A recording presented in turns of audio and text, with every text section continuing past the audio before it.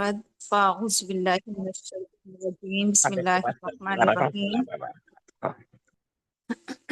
رب اشرح لي صدري ويسر لي أمري واحلل عقدة من لساني يفقهوا قولي 18واں پارہ قد افلح المؤمنون، کامیاب ہو گئے ایمان لانے والے، وہ جو اپنی نمازوں میں خشوع و خضوع اختیار کرتے ہیں اور جو لغو سے اعراض کرتے ہیں اور جو زکوٰۃ کے ادا کرنے والے ہیں اور جو اپنی صدر کی حفاظت کرتے ہیں یا اپنی شرمگاہوں کی حفاظت کرتے ہیں، اپنی عزت و عصمت کی، سوائے اپنی بیویوں کے یا پھر اپنے باندیوں کے، تو پھر اس معاملے میں ان پر کوئی ملامت نہیں، اور جو اس کے علاوہ چاہے تو پھر وہ حد سے آگے بڑھنے والے ہیں، اور وہ اپنی امانتوں کا اور اپنے عہد کا پاس و لحاظ رکھتے ہیں، اور جو اپنی نمازوں کی حفاظت کرتے ہیں وہی وارث ہیں، وہ وارث ہوں گے جنت الفردوس کے، جس میں وہ ہمیشہ رہیں گے۔ یہاں پر بتایا گیا ہے کہ کامیاب کون لوگ ہیں، کامیابی کن لوگوں کو ملے گی، کامیابی حاصل کرنے کے لیے ہمیں اپنے اندر کیا صفات پیدا کرنا ہوں گی۔ یہاں پر وہ صفات بتائی گئی ہے، وہ اعمال بتائے گئے ہیں کہ جن اعمال کو کرنے سے فلاح اور کامیابی نصیب ہوتی ہے۔ سب سے پہلے تو کامیابی کے لیے شرط ہے کہ ایمان ہونا چاہیے، ہمارے دلوں میں ایمان ہو، ہم مومن ہوں، ایمان والے ہوں، اور پھر ایمان لانے کے بعد سب سے پہلا کام جو کرنا ہے وہ ہے نماز۔ نماز سے اپنے ایمان کا اظہار کرنا ہے۔ نماز ایک ظاہری یا ایک کیا ہے، ایک عمل ہے ایمان کے ثبوت کا۔ اور سب سے پہلے ویسے بھی کیا ہے کہ نمازی کے بارے میں سوال ہوگا آخرت میں، سب سے پہلے نماز ہی فرض ہو جاتی ہے انسان پر، ایمان لاتی ہے، تو کہا جا رہا ہے کہ ایمان کے بعد سب سے پہلے جو چیز ہے وہ ہے نماز، اور نماز بھی اس طرح سے ہو کہ نماز میں خشوع اور خضوع ہو، نماز میں خشیت ہو، اللہ کا ڈر ہو، عاجزی اور انکساری ہو، اللہ کے آگے وہ جھکنے والا ہو نمازوں میں۔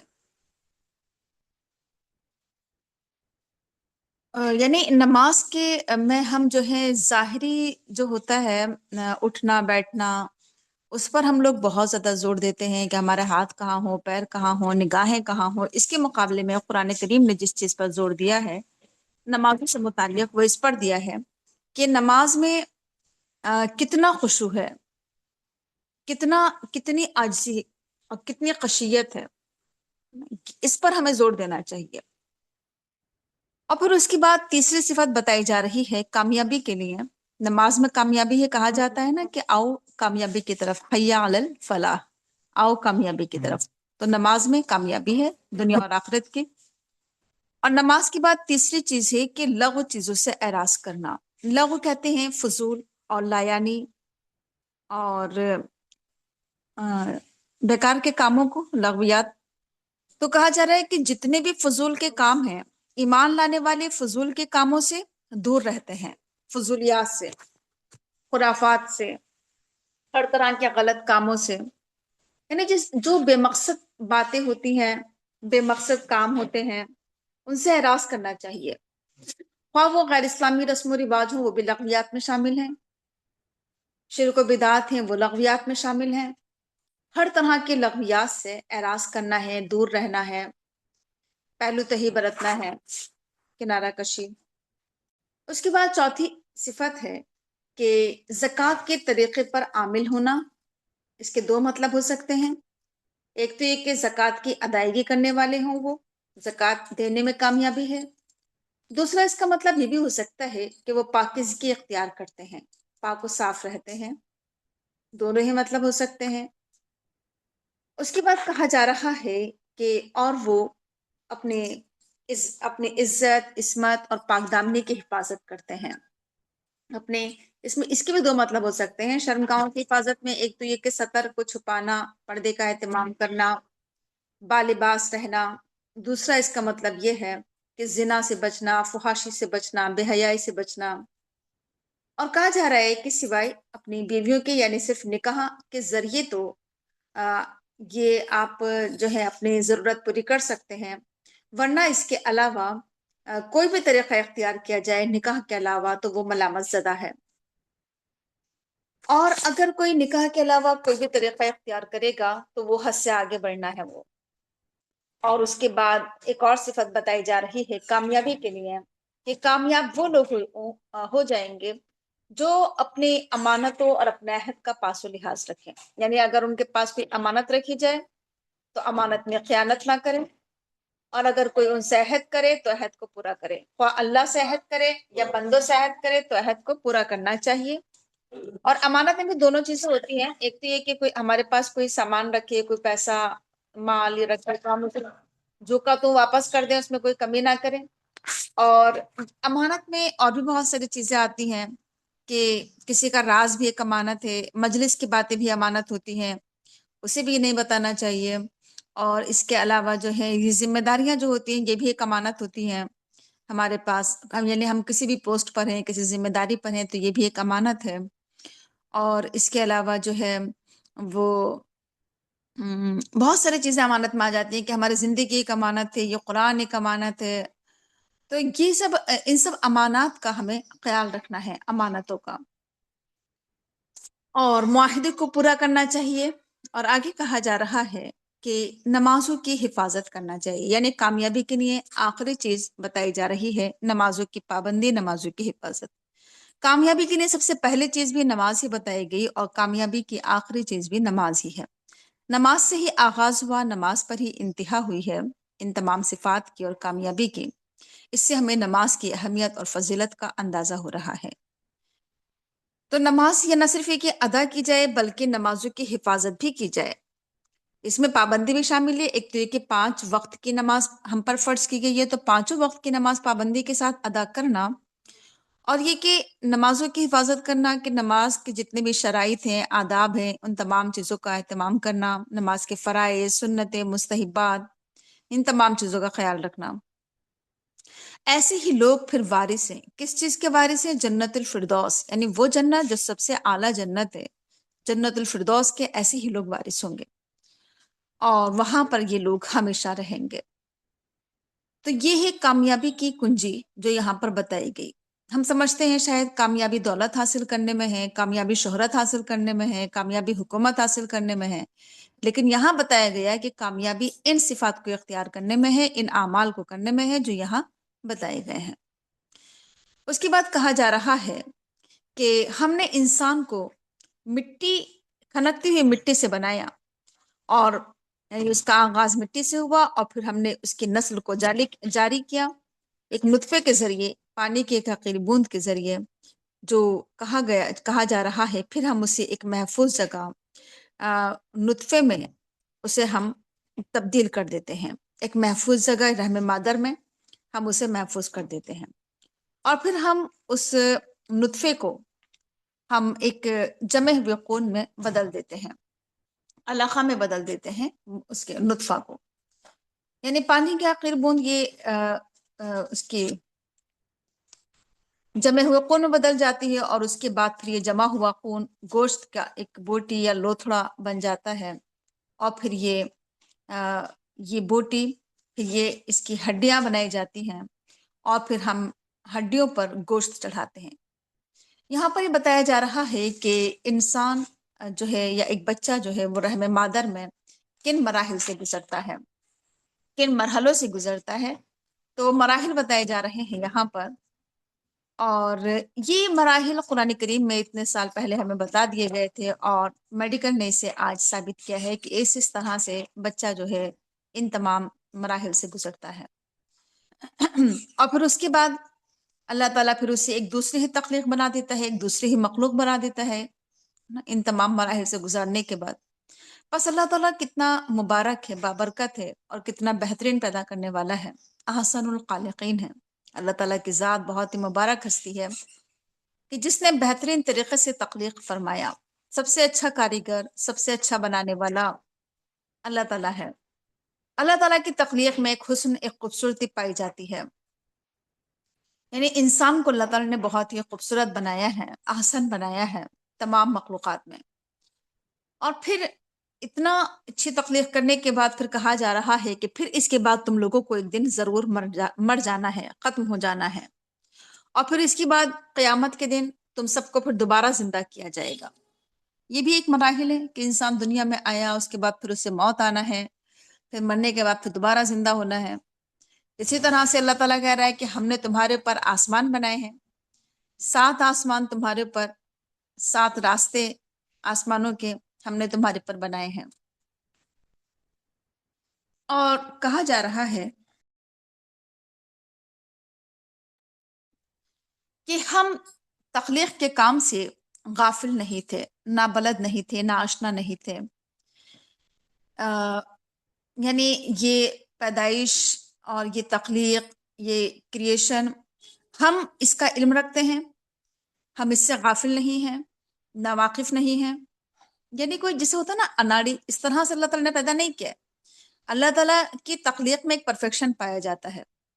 اور آگے کہا جا رہا ہے کہ ہم ہی نے آسمان سے پانی نازل کیا، کتنا ایک اندازی کے مطابق، ایک تقدیر کے مطابق کہ کتنا پانی اتارا جانا چاہیے دنیا میں، اتنا ہی پانی اتارا ہے، اور ٹھیک ٹھیک اندازہ ہے اللہ تعالیٰ کا۔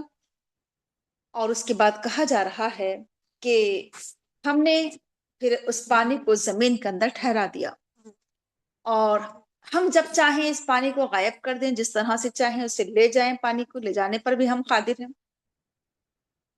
اسی طرح سے ہم نے تمہارے لیے باغات بنائے، کھجور کے، انگور کے۔ تمہارے لیے ان باغوں میں بہت سارے پھل ہیں، میوے ہیں، اور تم اس سے کھاتے ہو، روزی حاصل کرتے ہو۔ اسی طرح سے ہم نے درخت بنائے ہیں، اور وہ درخت بھی ہم نے پیدا کیا ہے جو طور سینا سے نکلتا ہے، یعنی زیتون کا درخت جو تیل اگاتا ہے، اور کھانے والوں کے لیے سالن میں بھی استعمال ہوتا ہے زیتون کا درخت یا تیل۔ بے شک تمہارے لیے جانوروں کی زندگی میں بھی ایک سبق ہے، ایک عبرت ہے۔ ہم تمہیں پلاتے ہیں، اس میں، اس کے پیٹ میں جو کچھ ہے، یعنی دودھ جانوروں کا، تم اس سے سیراب ہوتے ہو، پیتے ہو۔ اور تمہارے لیے جانوروں میں بہت سارے فائدے کے سامان ہیں، یعنی جانوروں کو بیچنا، خریدنا، اس میں بھی ایک کاروبار تمہارا اچھا خاصا چلتا ہے۔ اور جانوروں کی ہر چیز، خواہ دودھ کے ذریعے انسان کا بزنس چل رہا ہو، یا اس کی کھال کے ذریعے، یا اس کے دانتوں سے بنائی جانے والی چیزیں ہوں، یا پھر اس کے دودھ سے دہی، مکھن، اور یہ پنیر، اور بہت ساری چیزیں جو بنائی جاتی ہیں، گھی، تو کہا جا رہا ہے کہ تم اس کے ذریعے بہت سارے منافع کماتے ہو جانوروں سے، اور تم اس کا گوشت بھی کھاتے ہو، اور یہ بھی ایک بہت بڑا بزنس ہے، گوشت سپلائی کرنا۔ اور تم جانوروں پر سواری بھی کرتے ہو، جانوروں پر اپنا سامان بھی ڈھوتے ہو۔ تو کتنا ایک ہی چیز سے انسان کتنے سارے فائدے بٹور رہا ہے۔ اور یاد کرو، ہم نے نوح علیہ السلام کو ان کی قوم کی طرف بھیجا تو انہوں نے کہا کہ اے میری قوم کے لوگوں، اللہ کی عبادت کرو، تمہارا اس کے سوا کوئی معبود نہیں، تو کیا تم اللہ سے نہیں ڈرتے ہو؟ تو اس کے قوم کے کافر سرداروں نے کہا کہ یہ تو تمہاری طرح ایک انسان ہے، بس یہ چاہتا ہے کہ تمہارے پر کوئی فضیلت حاصل کر لے، برتری حاصل کر لے، تم پر فوقیت چاہتا ہے، یہ ترجیح حاصل کرنا چاہتا ہے۔ یعنی یہ سب باتیں اس وجہ سے کر رہا ہے کہ یہ اپنے آپ کو بڑا ثابت کرنا چاہ رہا ہے تمہارے پر۔ اگر اللہ تعالیٰ چاہتا تو کسی فرشتے کو اتارتا نبی بنا کر، یہ تو ایک بشر ہے۔ ہم نے تو اپنے باپ دادا کے وقت میں ایسی کوئی بات نہیں سنی کہ کوئی بشر رسول بن کر آیا ہو۔ یہ تو ایسا لگ رہا ہے کہ اس پر کوئی دیوانگی یا پاگل پن سوار ہو گیا ہے، کوئی جنون لاحق ہو گیا ہے اسے۔ بس تم سب انتظار کرو ایک وقت تک، کچھ مدت اور دیکھ لو، شاید کہ یہ صحیح ہو جائے۔ تو نوح علیہ السلام نے دعا کی کہ اے میرے پروردگار، تو میری مدد فرما، اس وجہ سے کہ یہ مجھے جھٹلا رہے ہیں۔ تو ہم نے پھر وحی کی نوح علیہ السلام کی طرف کہ تم ایک کشتی بناؤ ہماری نگرانی میں، اور ہماری حکم کے مطابق، ہماری وحی کے مطابق کشتی تیار کرو۔ پس جب ہمارا حکم آ جائے اور تنور ابل پڑے، تو تم پھر اس کشتی میں ہر قسم کے 2 جوڑے اس میں سوار کر لینا، اور اپنے اہل کو بھی اس میں سوار کر لینا، سوائے اس کے کہ جس کے خلاف فیصلہ ہو چکا ہے۔ اور تم مجھے ظالموں کے بارے میں مخاطب مت کرنا، ظالموں کے بارے میں مجھ سے کچھ نہ کہنا، کیونکہ یہ سب غرق ہونے والے ہیں۔ جب تم خوب اچھی طرح سے اس پر سوار ہو جاؤ، اور تم بھی اور تمہارے ساتھی بھی ایک کشتی پر، تو پھر تم اللہ کا شکر ادا کرنا کہ اللہ کا شکر ہے کہ اس نے ہمیں نجات دی ایک ظالم قوم سے۔ اور اللہ تعالیٰ سے دعا کرنا کہ اے میرے پروردگار، تو مجھے اتار ایک مبارک جگہ، ایک بہترین جگہ، برکت والی جگہ اتار، اور تو بہترین اتارنے والا ہے۔ یہ دعا کرنا چاہیے انسان کو سفر کے موقع پر، سفر میں جب ہو کہ رب انزلنی منزلا مبارکا وانت خیر المنزلین، کہ اللہ تعالیٰ ہم جہاں کہیں بھی اترے برکتوں کے ساتھ اترے، اور تو بہترین اتارنے والا ہے۔ اس واقعے میں، نوح علیہ السلام کے واقعے میں بہت ساری نشانیاں ہیں، بہت سی آیات ہیں، اور بے شک ہم ضرور بے ضرور آزمائش کرتے ہیں، آزماتے ہیں۔ پھر اس کے بعد نوح علیہ السلام کے بعد ہم نے بہت ساری قومیں اٹھائیں، اور ہم نے ان کے بیچ میں رسول بھیجے، اور انہوں نے آ کر کہا، نوح علیہ السلام کے بعد ایک دوسری قوم اٹھائی، ہم نے اس میں ایک رسول بھیجا انہی میں سے، اور اس نے آ کر کہا کہ اللہ کی عبادت کرو، اللہ کے سوا تمہارا کوئی معبود نہیں ہے، تو کیا تم اللہ سے ڈرتے نہیں ہو؟ اس کی قوم کے کافر سرداروں نے کہا، وہ لوگ جنہوں نے انکار کیا اور جنہوں نے آخرت کو جھٹلایا، آخرت کی ملاقات کو جھٹلایا، وہ کہنے لگے، وہ لوگ تھے وہ کہ جنہیں ہم نے دنیا کی زندگی میں بہت کچھ دیا تھا، بہت آسودگی کی زندگی وہ لوگ گزار رہے تھے، خوشحالی کی زندگی گزار رہے تھے۔ وہ کہنے لگے کہ یہ تو تمہاری طرح ایک بشر ہے، یہ تو کھاتا ہے وہ جو تم کھاتے ہو، یہ پیتا ہے وہ جو تم پیتے ہو، تمہاری طرح کھاتا ہے، تمہاری طرح پیتا ہے، تمہاری طرح ایک بشر ہے، یہ کیسے نبی ہو سکتا ہے؟ اور اگر تم اپنے ہی طرح ایک بشر کی اطاعت کرو گے، پھر تو یقیناً تم گھاٹے میں رہو گے، نقصان میں رہو گے، خسارے میں رہو گے۔ کیا یہ تم سے اس بات کا وعدہ کرتا ہے، اس بات کی تمہیں خبر دیتا ہے یا دھمکی دیتا ہے کہ جب تم مر جاؤ گے، تم مٹی ہو جاؤ گے، ہڈی ہو جاؤ گے، تو کیا تم دوبارہ زندہ نکالے جاؤ گے؟ بس یہ تو بہت ہی دور ہے، بہت بعید ہے یہ جو وعدہ تم سے کیا جا رہا ہے، یعنی ایسا نہیں ہونے والا ہے، تو بہت ہی ناممکن بات ہے یہ۔ اور کہنے لگے کہ بس یہ دنیا کی زندگی ہی اصل زندگی ہے، جو بھی زندگی ہے بس یہی دنیا کی زندگی ہے، ہمیں بس یہیں پر مرنا ہے، یہیں زندہ رہنا ہے، اور ہمیں دوبارہ زندہ نہیں کرنا ہے۔ اور کہنے لگے کہ یہ تو ایک ایسا انسان ہے، ایک شخص ایسا ہے جو اللہ کے اوپر جھوٹی باتیں کر رہا ہے، ہم تو ہرگز بھی اس پر ایمان لانے والے نہیں ہیں۔ سوچیں ذرا کس قدر سخت باتیں ہیں یہ جو اللہ کے نبیوں کو سننے کو ملی ہیں مخالف فریق سے۔ ایسے ہی ماحول میں انبیاء کرام پھر اللہ تعالیٰ سے دعا کرتے ہیں، بجائے انہیں برا بھلا کہنے کے، لڑنے جھگڑنے کے، بحث کرنے کے، اللہ سے دعا کرتے ہیں کہ اے میرے پروردگار، تو میری مدد فرما کہ یہ مجھے جھٹلا رہے ہیں۔ جواب میں ارشاد ہوا، اللہ تعالیٰ نے کہا کہ قریب ہے وہ وقت جب یہ اپنے کیے پر پچھتائیں گے۔ بس ایسا ہی ہوا کہ اللہ کی طرف سے ایک ٹھیک ٹھیک حق کے مطابق ایک ہنگامہ عظیم، ایک چنگھاڑ، ایک عذاب نے انہیں پکڑ لیا، ایک دھماکے نے، اور ہم نے ان تمام لوگوں کو کوڑا کرکٹ بنا دیا، کچرا بنا دیا۔ بس دور ہوئی ظالم قوم۔ پھر ان کے بعد ہم نے ایک دوسری قوم کو اٹھایا، بہت سارے قومیں اٹھائیں دوسری، اور ہر قوم پر جو بھی اجل آئی، اس کی مدت، اس کی موت، عذاب اپنے وقت پر، نہ وقت سے پہلے نہ وقت کے بعد۔ اور ہم نے پیدر پہ رسول بھیجے، ایک کے بعد ایک، یک کے بعد دیگرے ہم نے رسول بھیجے۔ اور جب جب کوئی رسول آیا اپنی امت کے پاس، تو لوگوں نے رسول کو جھٹلایا، تو ہم نے ان میں سے بعض کو بعض کے پیچھے لگا دیا، یعنی ایک کے بعد ایک ہم قوموں کو ہلاک کرتے چلے گئے، اور ہم گزری ہوئی قوموں کو داستان پارینہ ہم نے بنا دیا، افسانے بنا دیا، کہانی بنا دیا، پچھلی قوموں کو، پچھلی بستیوں کو ہم نے کہانیاں بنا دیا یا افسانہ بنا کر چھوڑ دیا۔ بس دوری ہے، پھٹکار ہے ان لوگوں پر جو ایمان نہیں لاتے ہیں، یعنی ہلاکت اور بربادی ہے۔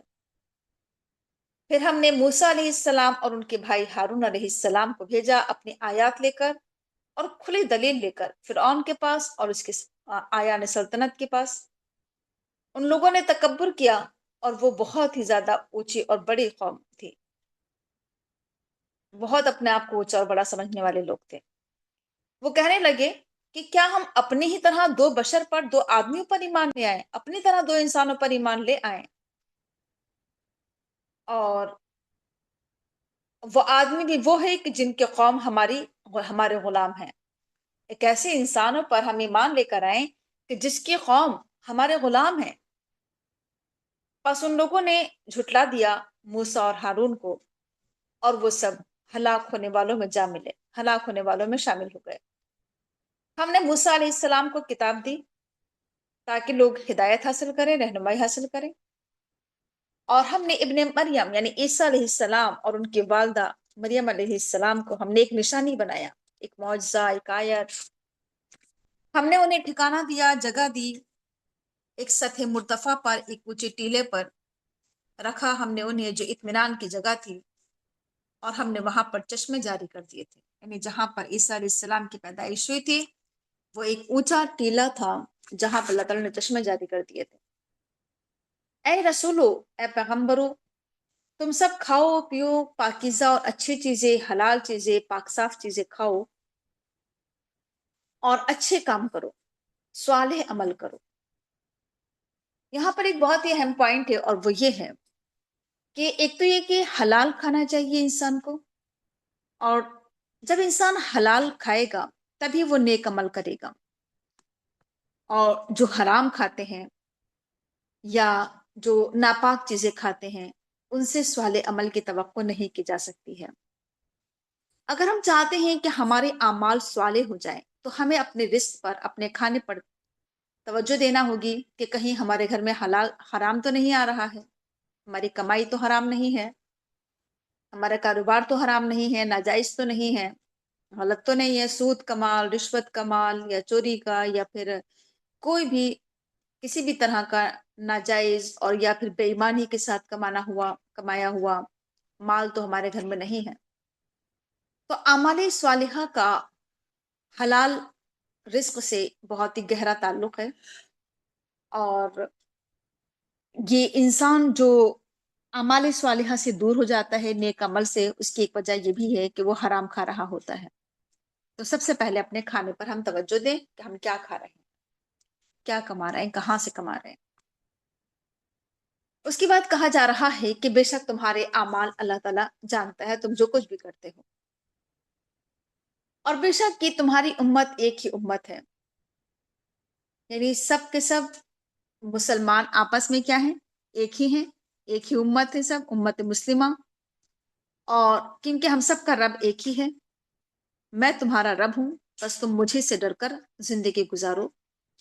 لیکن لوگوں نے اپنے دین کو آپس میں ٹکڑے ٹکڑے کر لیا، یعنی اللہ تعالیٰ نے ایک امت بنایا تھا سب کو، امت مسلمہ، سب کا ایک ہی خدا، ایک ہی نبی، ایک ہی کتاب، ایک ہی قبلہ، اس کے باوجود بھی لوگ آپس میں ٹکڑے ٹکڑے ہو گئے، دین کے ٹکڑے ٹکڑے کر لیے آپس میں، بکھر گئے، لوگ منتشر ہو گئے، اور ہر کوئی اپنے گروہ پر خوش ہے، جو کچھ اس کے پاس ہے وہ اسی میں مگن ہے، یعنی ہر کوئی، ایک تو یہ کہ الگ الگ گروہوں میں تقسیم ہوئے لوگ، الگ الگ فرقوں میں تقسیم ہوئے، اور اس کے بعد ہر گروہ یہ سمجھ رہا ہے کہ ہم صحیح ہیں، ہر گروہ جو کچھ اس کے پاس ہے، جو کچھ اس نے لیا حصہ دین کا، وہ سمجھ رہا ہے کہ بس ہم صحیح ہیں، وہ اسی میں مگن ہے، اسی میں خوش ہے۔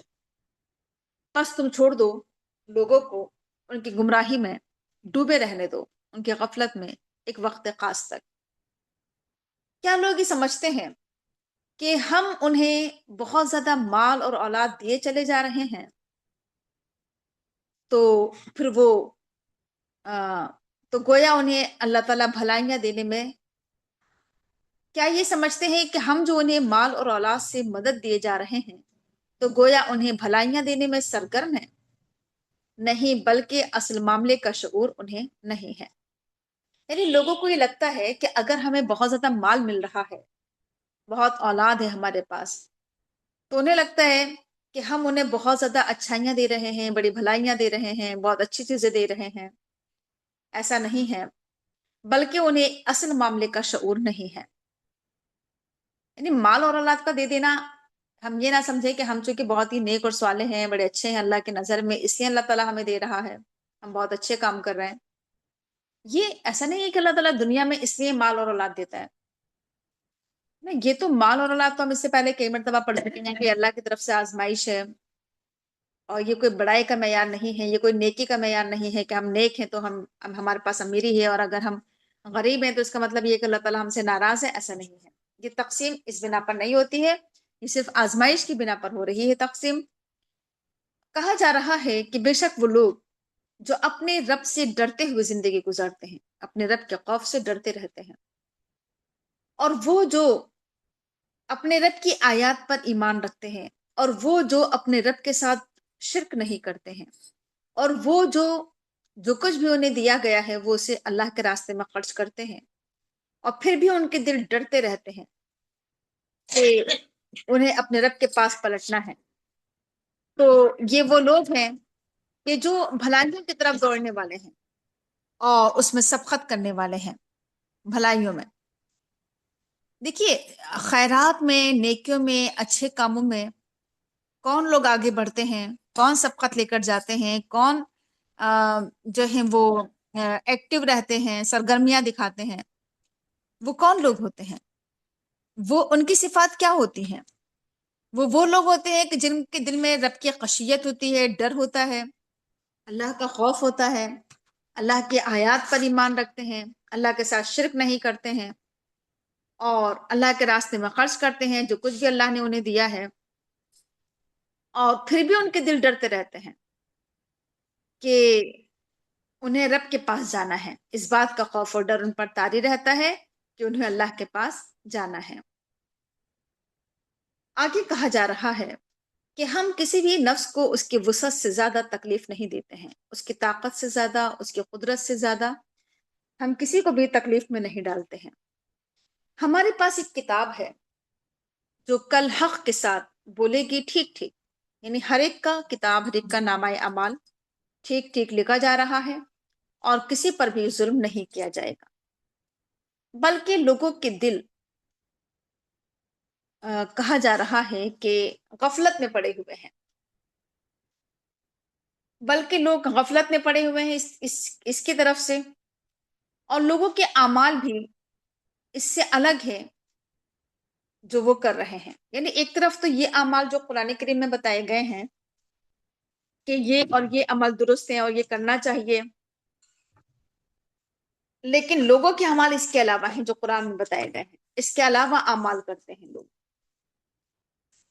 اور کہا جا رہا ہے کہ یہاں تک کہ پھر ہم انہیں پکڑ لیتے ہیں عذاب میں، ان کی عیاشیوں میں، یعنی جب انسان عیاشی کی زندگی گزار رہا ہوتا ہے اور بہت گھمنڈ اور اترانا اور یہ سب کچھ، تو اللہ تعالیٰ کہہ رہا ہے کہ پھر ہم انہیں عذاب میں پکڑ لیتے ہیں، اور پھر وہ جو ہے اس کے بعد چیخنا چلانا شروع کر دیتے ہیں، اور پھر وہ واویلا کرنا شروع کر دیتے ہیں۔ تو اللہ تعالیٰ کہہ رہا ہے کہ اب تم اپنی فریادیں، آہو فغاب اپنے بند کرو، اب مت رو چیخو چلاؤ، کیونکہ اب تمہاری کوئی مدد نہیں کی جائے گی ہماری طرف سے۔ تو یہ میری آیات تم پر پڑھ کر سنائی جا رہی تھی، میری آیات تم پر پڑھ کر سنائی جاتی تھی، اور تم ایڑیوں کے بل پلٹ جاتے تھے، الٹے پاؤں بھاگتے تھے اللہ کی آیات کی طرف سے۔ تم اپنے گھمنڈ میں کسی کو خاطر میں ہی نہیں لاتے تھے، اور تم اپنے مجلسوں میں بیٹھ کر باتیں بنایا کرتے تھے، فضول کی باتیں۔ کیا لوگ اس کلام پر غور و فکر نہیں کرتے ہیں؟ یا کہا جا رہا ہے یا وہ کوئی ایسی بات لایا ہے جو کبھی ان کے اسلاف کے پاس نہیں آئی تھی؟ کیا لوگوں نے قرآن پر تدبر نہیں کیا، غور و فکر نہیں کیا اللہ تعالیٰ کے اس کلام پر، اس قول پر؟ کیا کوئی ایسا کلام ان کے پاس آ گیا ہے جو آج تک ان سے پہلے ان کے باپ دادا کے پاس نہیں آیا تھا، کبھی ان کے اسلاف کے پاس نہیں آیا تھا؟ کیا کوئی ایسا کلام؟ یا انہوں نے رسولوں کو پہچانا نہیں؟ کیا یہ اپنے رسول کو نہیں پہچان پا رہے ہیں اور اس کی طرف سے اجنبی بنے ہوئے ہیں؟ یا یہ کہہ رہے ہیں کہ اس شخص پر جنون ہے، یہ شخص مجنون ہے؟ بلکہ حقیقت تو یہ ہے کہ رسول ان کے پاس حق لے کر آیا ہے، سچائی لے کر آیا ہے، اور ان میں سے اکثر حق کو ناگوار محسوس کر رہے ہیں، سچائی سے کراہیت محسوس کر رہے ہیں اکثر لوگ۔ اور اگر حق ان کی خواہشات کی اتباع کرنا شروع کر دے، اگر سچائی اور حق اور دین حق اگر لوگوں کی خواہشات کے پیچھے چلنا شروع کر دے، پھر تو زمین اور آسمان اور اس کے درمیان ہر جگہ فساد برپا ہو جائے گا۔ دیکھیے، دین حق کسی کے خواہشات کی اتباع نہیں کرتا ہے کہ ہم جو چاہیں بس وہی پیش کرے ہمارا دین، قرآن میں بس وہی ہو جو ہمیں اچھا لگے، جو ہم چاہیں، ہماری مرضی کے مطابق ہونا چاہیے احکامات و تعلیمات۔ اگر یہ دین حق لوگوں کی خواہشات کی اتباع کرنا شروع کر دے، پھر تو پوری کائنات میں فساد برپا ہو جائے گا، بگاڑ پیدا ہو جائے گا، ہر جگہ کا نظام وہ درہم برہم ہو جائے گا۔ بلکہ ہم نے لوگوں کے سامنے ہم ان کا اپنا ہی تو ذکر لے کر آئے ہیں۔ قرآن میں کیا ہے؟ انسانوں کا ذکر ہے،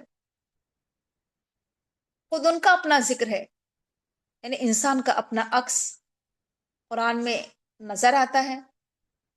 قرآن ہماری ہی عکاسی کرتا ہے، ہمیں ہی آئینہ دکھاتا ہے، ہمارا ہی ذکر کرتا ہے۔ اس کے باوجود بھی لوگ اپنے ذکر سے منہ موڑے ہوئے ہیں، اپنا ذکر نہیں سننا چاہتے۔ انسانوں کی تو بات کی گئی ہے، قرآن کریم میں انسان کو مخاطب بنایا گیا، انسان کو موضوع بنایا گیا۔ تو کیا ہے اللہ کے رسول آپ لوگوں سے اس کلام پر کوئی خراج مانگ رہے ہیں، کوئی ٹیکس مانگ رہے ہیں کیا لوگوں سے؟ تو بتایا کہ آپ کے رب کے پاس جو خراج ہے، جو ٹیکس ہے، وہ زیادہ بہتر ہے۔ یعنی آپ لوگوں سے ٹیکس نہیں مانگ رہے بلکہ اللہ تعالیٰ کے پاس اس کا موقع، اور اللہ تعالیٰ بہترین رازق ہے۔ بے شک آپ یقیناً لوگوں کو صراط مستقیم کی طرف بلا رہے ہیں، دعوت دے رہے ہیں۔ بے شک وہ لوگ جو آخرت پر ایمان نہیں رکھتے ہیں، وہ اللہ کے راستے سے بہت دور ہٹ کر چلنا چاہتے ہیں۔ جو آخرت کے منکر ہیں، وہ سیدھے راستے سے بہت دور ہٹ کر چل رہے ہیں۔ اور اگر ہم لوگوں پر رحم کریں اور ہم لوگوں کے تکلیفوں کو دور کر دیں، تب بھی لوگ سرکشی میں ہی پڑے رہیں گے، گمراہی میں ہی بھٹکتے رہیں گے۔ ان کا تو حال یہ ہے کہ جب ہم انہیں کسی عذاب میں گرفتار کرتے ہیں، کسی تکلیف میں، اور پھر بھی یہ اللہ تعالیٰ کے آگے نہیں جھکتے ہیں، پھر بھی یہ اللہ تعالیٰ کے آگے عاجزی اختیار نہیں کرتے ہیں۔ یعنی تکلیف ملنے کے باوجود بھی کچھ لوگ ایسے ہیں کہ جن کے اندر کوئی عاجزی نہیں آتی ہے، خواہ ان کو کتنی ہی تکلیف سے گزارا جائے، وہ اللہ کے آگے پھر بھی نہیں جھکتے ہیں۔ یہاں تک کہ نوبت یہ آ جاتی ہے کہ جب ہم ان پر سخت عذاب کے دروازے کھول دیتے ہیں، تو پھر تم دیکھو گے کہ پھر اس حالت میں یہ لوگ بہت مایوس ہو جاتے ہیں، پھر مایوسی کی باتیں کرنے لگتے ہیں۔ اللہ تعالیٰ کی ذات وہ ذات ہے جس نے تمہارے لیے قوت سماعت بنائی، تمہیں کان دیے، تمہیں آنکھیں دی، تمہیں دل دیا، لیکن تم اللہ کا بہت ہی کم شکر ادا کرتے ہو۔ اللہ کی ذات وہ ذات ہے جس نے تمہیں زمین میں پھیلا دیا، اور اسی کی طرف تم سب کو ایک دن اکٹھا کیا جائے گا، جمع کیا جائے گا۔ اللہ وہ ہے جو زندگی دیتا ہے، جو موت دیتا ہے، اور اسی کے ہاتھ میں ہے رات اور دن کی گردش، رات اور دن کا چکر۔ تو کیا تم غور نہیں کرتے ہو؟ بلکہ لوگوں نے کہا وہی باتیں جو پہلے کے لوگوں نے کہی، یعنی آج بھی وہی جہالت پائی جاتی ہے جو پہلے جہالت پائی جاتی تھی۔ آج بھی اسی طرح کی بدعات اور خرافات اور فضولیات، تمام طرح کی وہی چیزیں پائی جا رہی ہیں جو پہلے کے لوگوں میں تھی، جو پہلے کے لوگ کہتے تھے، آج بھی لوگ وہی کہتے ہیں۔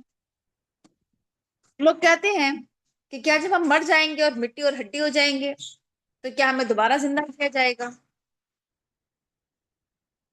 ہم نے بھی یہ وعدے بہت سنے ہیں، ہمارے آباء و اجداد سے بھی اس سے پہلے ایسے ہی وعدے کیے گئے تھے۔ اور یہ قرآن تو کیا ہے؟ पुराने जमाने की कहानियां हैं, दास्तान पारीना है। ए नबी कह दो इनसे कि बताओ ये जमीन किसकी है, और जो कुछ भी इस जमीन पर है, जितने भी लोग हैं इस जमीन पर, वो सब किसके हैं? अगर वाकई तुम्हें इल्म है, तुम जानते हो, तो बताओ ये जमीन और जमीन पर रहने वाले लोग, ये सब किसकी मिल्कियत है ये? तो लोग जरूर कहेंगे कि अल्लाह की। यानी लोग इस बात को मानते हैं, जानते हैं कि हाँ, जमीन तो अल्लाह की है, जमीन तो अल्लाह ने बनाई है, इस जमीन पर रहने वाली मखलूकात भी अल्लाह ही की हैं। तो फिर कह दीजिए नबी कि फिर भी तुम नसीहत हासिल नहीं करते, फिर भी तुम होश में नहीं आते हो। कह दो ए नबी लोगों से कि सातों आसमान का रब कौन है, अर्श अजीम का रब कौन है? लोग जरूर कहेंगे कि अल्लाह। तो फिर कह दीजिए नबी, तो क्या फिर तुम भी कि क्या फिर भी तुम नहीं डरते हो? ए नबी कह दीजिए कि किसके हाथ में है हर चीज का इख्तिदार, हर चीज की मिल्कियत किसके हाथ में है? कौन है जो पनाह देता है, और कौन है कि जिसके मुकाबले में कोई पनाह नहीं दे सकता? अगर तुम जानते हो, इल्म रखते हो, तो बताओ। तो लोग कहेंगे कि अल्लाह। कह दीजिए नबी कि फिर तुम कहाँ से जादू में पढ़ रहे हो, फिर तुम कहाँ से जादू, आ, तुम कहाँ से धोखा खा रहे हो, कहाँ से तुम्हारे पर जादू किया जा रहा है? कौन से जादू में पड़े हुए हो, किस शहर में गिरफ्तार हो? बल्कि हम लोगों के पास हक लेकर आए हैं, लेकिन लोग अ, झूठ बोल रहे हैं। तमाम के तमाम लोग झूठे हैं। अल्लाह ताला की कोई औलाद नहीं है, और ना ही उसके साथ कोई माबूद है दूसरा। अगर ऐसा होता, फिर तो हर माबूद अपनी मखलूक को लेकर अलग हो जाता, हर खुदा फातिमा। अपनी मखलूक को लेकर अच्छा। अलग हो जाता, और हर खुदा एक दूसरे पर फौकियत हासिल करता, एक दूसरे पर अपने आप को ऊंचा और बड़ा समझता। हर एक एक दूसरे पर दौड़ता। बस अल्लाह ताला पाक है उन तमाम बातों से जो ये बनाते हैं। अल्लाह ताला खुले और छिपे का जानने वाला है। अल्लाह ताला बुलंद है हर तरह के शिर्क से। ए नबी कह दीजिए कि ए मेरे परवरदिगार, ख्वाह तू मुझे दिखा वो जिसकी तू धमकी दे रहा है, मेरी मौजूदगी में ख्वाह तू अजाब लेकर आए। ए मेरे परवरदिगार, बस तू मुझे जालिम लोगों में शुमार मत करना। अजाब कभी भी आए, ख्वाह मेरी जिंदगी में आए या बाद में आए, जिस अजाब की धमकी दी है, डराया है जिस अजाब से तूने, तो तू मुझे जालिम लोगों में शुमार मत करना, शामिल मत करना। यानी अजाब से बचाना की बात है कि, और बेशक हकीकत ये है कि तुम्हारी आंखों के सामने हम वो चीज लाने की ताकत रखते हैं, कुदरत रखते हैं, जिसकी हम लोगों को धमकी दे रहे हैं। हम तुम्हारे सामने भी ला सकते हैं वो अजाब। बस आपका काम यह है नबी कि आप बुराई को उस तरीके से दफा कीजिए जो बेहतरीन तरीका हो। यानी जो बुराइयां फैली हुई हैं, जो खराबियां, जो गुनाह, उसे दूर कीजिए अच्छे तरीके से, आसान तरीके से। बुराइयों को आसान तरीके से दिफा करो, दूर करो। इसके कई मतलब हो सकते हैं। एक तो ये कि बुराई का बदला अच्छाई से दो। अगर लोग तुम्हारे साथ बुरा कर रहे हैं, उनका रवैया, उनका सलूक तुम्हारे साथ सही नहीं है, दुरुस्त नहीं है, बहुत ही घटिया उनका रवैया है, लेकिन आप उनके साथ अच्छाई कीजिए, नेकी कीजिए, भलाई से पेश आइए। वो आपको बुरा भला कहें, गालियां दें, आपके साथ लड़ाई झगड़ा करें, आप उनके लिए दुआएं कीजिए, आप उन तक खैर पहुंचाइए, दावत पहुंचाइए। और कोई भी अगर बुराई हो जाए, किसी इंसान से कोई गुनाह हो जाए, तो फिर वो कोई नेकी करे, नेकी के जरिए बुराई का दिफा करे, अच्छाई के जरिए। तो नेकियां जो होती हैं बुराइयों को झाड़ देती हैं, दूर कर देती हैं। हम ज्यादा जानते हैं कि लोग आपके ऊपर जो बातें बना रहे हैं, हमें खूब मालूम है। ए नबी कहेगी आप अल्लाह ताला से दुआ किया कीजिए कि ए मेरे परवरदिगार, तो मैं तेरी पनाह चाहता हूँ कि शैतान मुझे उकसाए, शैतान के वसवसों से, उसकी उकसाहटों से मैं तेरी हिफाजत चाहता हूँ। और मैं पनाह चाहता हूँ मेरे परवरदिगार के शैतान मेरे ऊपर हाजिर हो, मेरे पास आए। देखिए शैतान हम सब जानते हैं कि हमारा अजली दुश्मन है और इंसान बहुत ही कमजोर है, वो शैतान के बहकावे में आ जाता है। तो किस तरह से बचे हम शैतान से? अल्लाह ताला से दुआ करना चाहिए। ये नहीं कि हम तो शैतान के बहकावे में आ ही नहीं सकते, बल्कि हम सबको दुआओं की जरूरत है कि हम अल्लाह ताला से दुआ किया करें कि अल्लाह ताला तू हमें बचा, तू हमारी हिफाजत फरमा शैतान की उकसाहटों से, उसके वसवसों से, कि वो मेरे पास आए, मुझे बहकाए, वरगलाए, तू मुझे अपनी हिफाजत में ले ले। ये बहुत ही बेहतरीन दुआ है। रब्बी अऊज़ु बिका मिन हमाज़ाति शयातीन व अऊज़ु बिका रब्बी अन यहदुरून। इस दुआ को याद करना चाहिए, क्योंकि ऐसा होता है कि इंसान को शैतान उस वक्त तक उकसाता रहता है, उभारता रहता है, बरगलाता है, बहकाता है, जब तक वो इंसान गुनाह कर ना ले उसके पीछे पड़ा रहता है। उसके अंदर वसवसे आते रहते हैं कि अगर किसी ने कोई बुराई कर दी, कोई गलत काम कर दिया, कोई नुकसान पहुंचाया, कोई शर पहुंचाया, तो बराबर शैतान जो है उकसाता रहता है कि बदला लो, ये करो, वो करो, ऐसा कहो, ये करो। तो इस तरह अल्लाह ताला से क्या है, पनाह मांगना चाहिए। यहाँ तक कि जब किसी की मौत का वक्त करीब आ जाता है, तो फिर वो इंसान कहता है कि काश मुझे दुनिया में एक मर्तबा भेज दिया जाए, वापस लौटा दिया जाए। अब मैं नेक अमल करूंगा, अच्छे काम करूंगा। अब मैं जो मैंने छोड़ रखे थे दुनिया में, अब वो तमाम वो नेक अमल करूंगा, हरगिज भी नहीं। बेशक बस ये तो एक बात है जो वो जबान से निकाल रहा है, और उसके सामने तो जहन्नम है, उसके सामने तो बरज़ख है, बरज़ख खाइल है। कब तक? उस जब तक कि उसे दोबारा जिंदा ना किया जाएगा। और जब सूर में फूका जाएगा, तो फिर उस वक्त ना तो कोई रिश्ता काम आएगा, कोई नसब, कोई रिश्तेदारी किसी काम नहीं आएगी, और ना ही वहां कोई एक दूसरे का हाल पूछेगा। यानी जब कयामत आएगी, कोई किसी की तरफ नहीं देखेगा, कोई किसी के काम नहीं आएगा, कोई रिश्ता, कोई नसब, माँ बाप, औलाद, सब एक दूसरे को भूल जाएंगे। कोई किसी को नहीं पूछेगा, कोई किसी की खैरियत मालूम नहीं करेगा, कोई किसी को दिलासा नहीं देगा। और जिसका वजन भारी होगा, जिसका तराजू, जिसका पलड़ा, जिसकी नेकियां ज्यादा होंगी, वो कामयाब होंगे। और जिसका तराजू हल्का होगा, जिसका पलड़ा नेकियों का, तो ये वो लोग होंगे जिन्होंने खुद अपना नुकसान किया, अपना घाटा किया। ये लोग जहन्नम में हमेशा रहेंगे, और जहन्नम की आग इनके चेहरों की खाल चाट लेगी, और इनके जबड़े बाहर निकल आएंगे। जहन्नम की आग इनके चेहरों को भून डालेगी, चेहरों की खाल को चाट लेगी, इनके जबड़े बाहर आ जाएंगे। क्या तुम पर मेरी आयत पढ़ी नहीं गई थी, तिलावत नहीं की गई थी? क्या तुम्हें मेरी आयत पढ़कर नहीं सुनाई गई थी? जहन्नमी लोगों से कहा जाएगा। तो तुमने मेरी आयत को झुटला दिया था। तो लोग कहेंगे कि ऐ हमारे परवरदिगार, हमारे पर हमारी बदबख्ती गालिब आ गई थी, हम वाकई गुमराह हो गए थे, भटक गए थे। ऐ हमारे परवरदिगार, तो हमें इस जहन्नम से निकाल दे। अब हम दोबारा ऐसा नहीं करेंगे।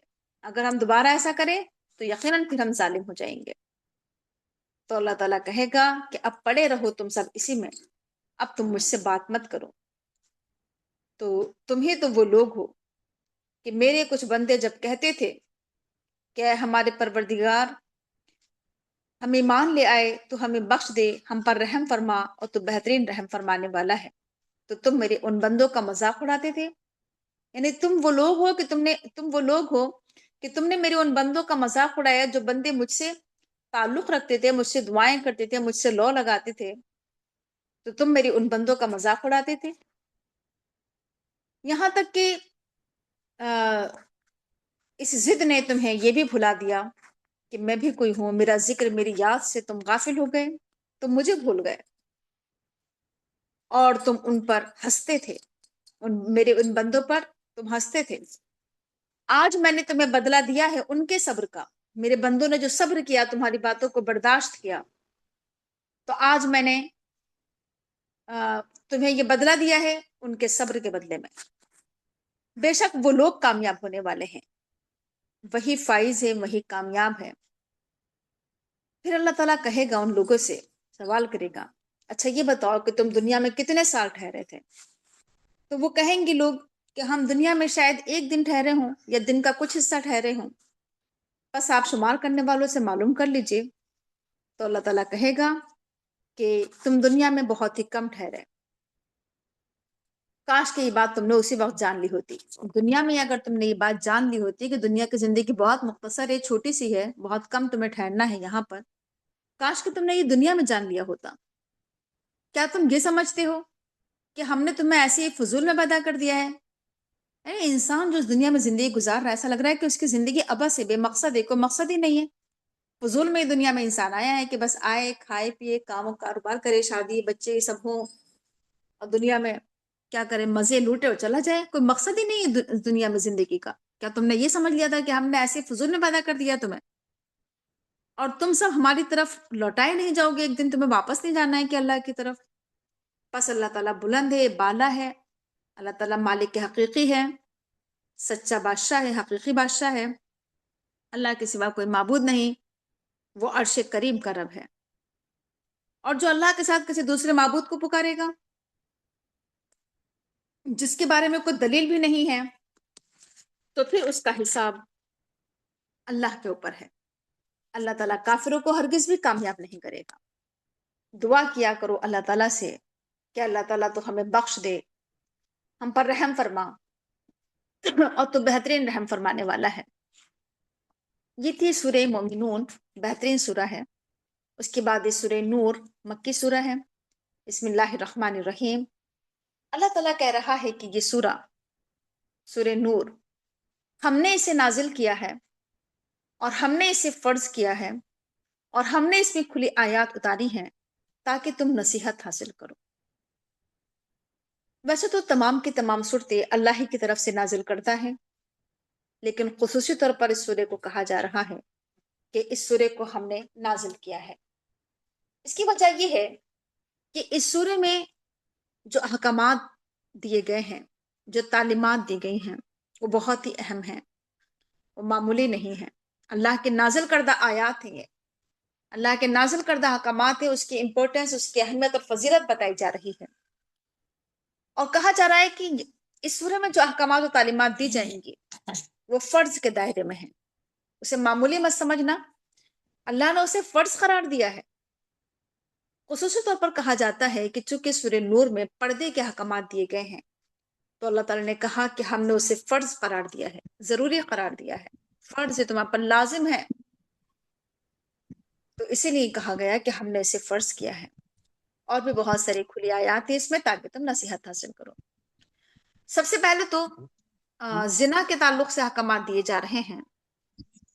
کہا جا رہا ہے کہ زنا کرنے والی عورت اور زنا کرنے والا مرد، تم ان میں سے ہر ایک کو 100 کوڑے مارو، سائلنٹ ہی رہے گا۔ اور تم ان پر ترس مت کھاؤ۔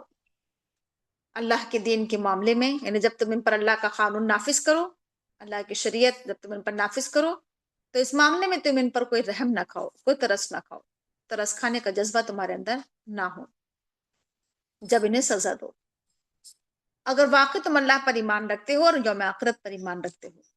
اور جب زنا کرنے والوں کو سزا دی جائے تو اس وقت مومنین کا ایک گروہ سامنے موجود رہے، وہ دیکھے، کیوں دیکھے؟ تاکہ وہ عبرت حاصل کرے، تاکہ اس گناہ کا خاتمہ ہو۔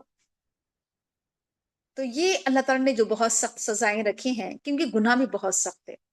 زنا کرنا، کسی کے ساتھ کسی کی عزت اور عصمت اور پاک دامنی کو ختم کر دینا، یہ کسی کے بھی جذبات کو ٹھیس پہنچانے والی، زندگی کو برباد کرنے والی چیزیں ہیں۔ لوگ کہتے ہیں نا کہ سزائیں بڑی سخت ہیں، وہ یہ نہیں دیکھتا ہے کہ گناہ کس قدر سخت ہے۔ جس کے ساتھ زنا ہوا ہے، جس کی زندگی برباد ہوئی ہے، جس کی عزت اور عصمت ختم ہوئی ہے، جس کے جذبات کو ٹھیس پہنچی ہے، جسے تکلیف پہنچی ہے، اسی لوگ محسوس نہیں کرتے ہیں اس کی تکلیف کو، اور کہتے ہیں کہ سزا بہت سخت ہے۔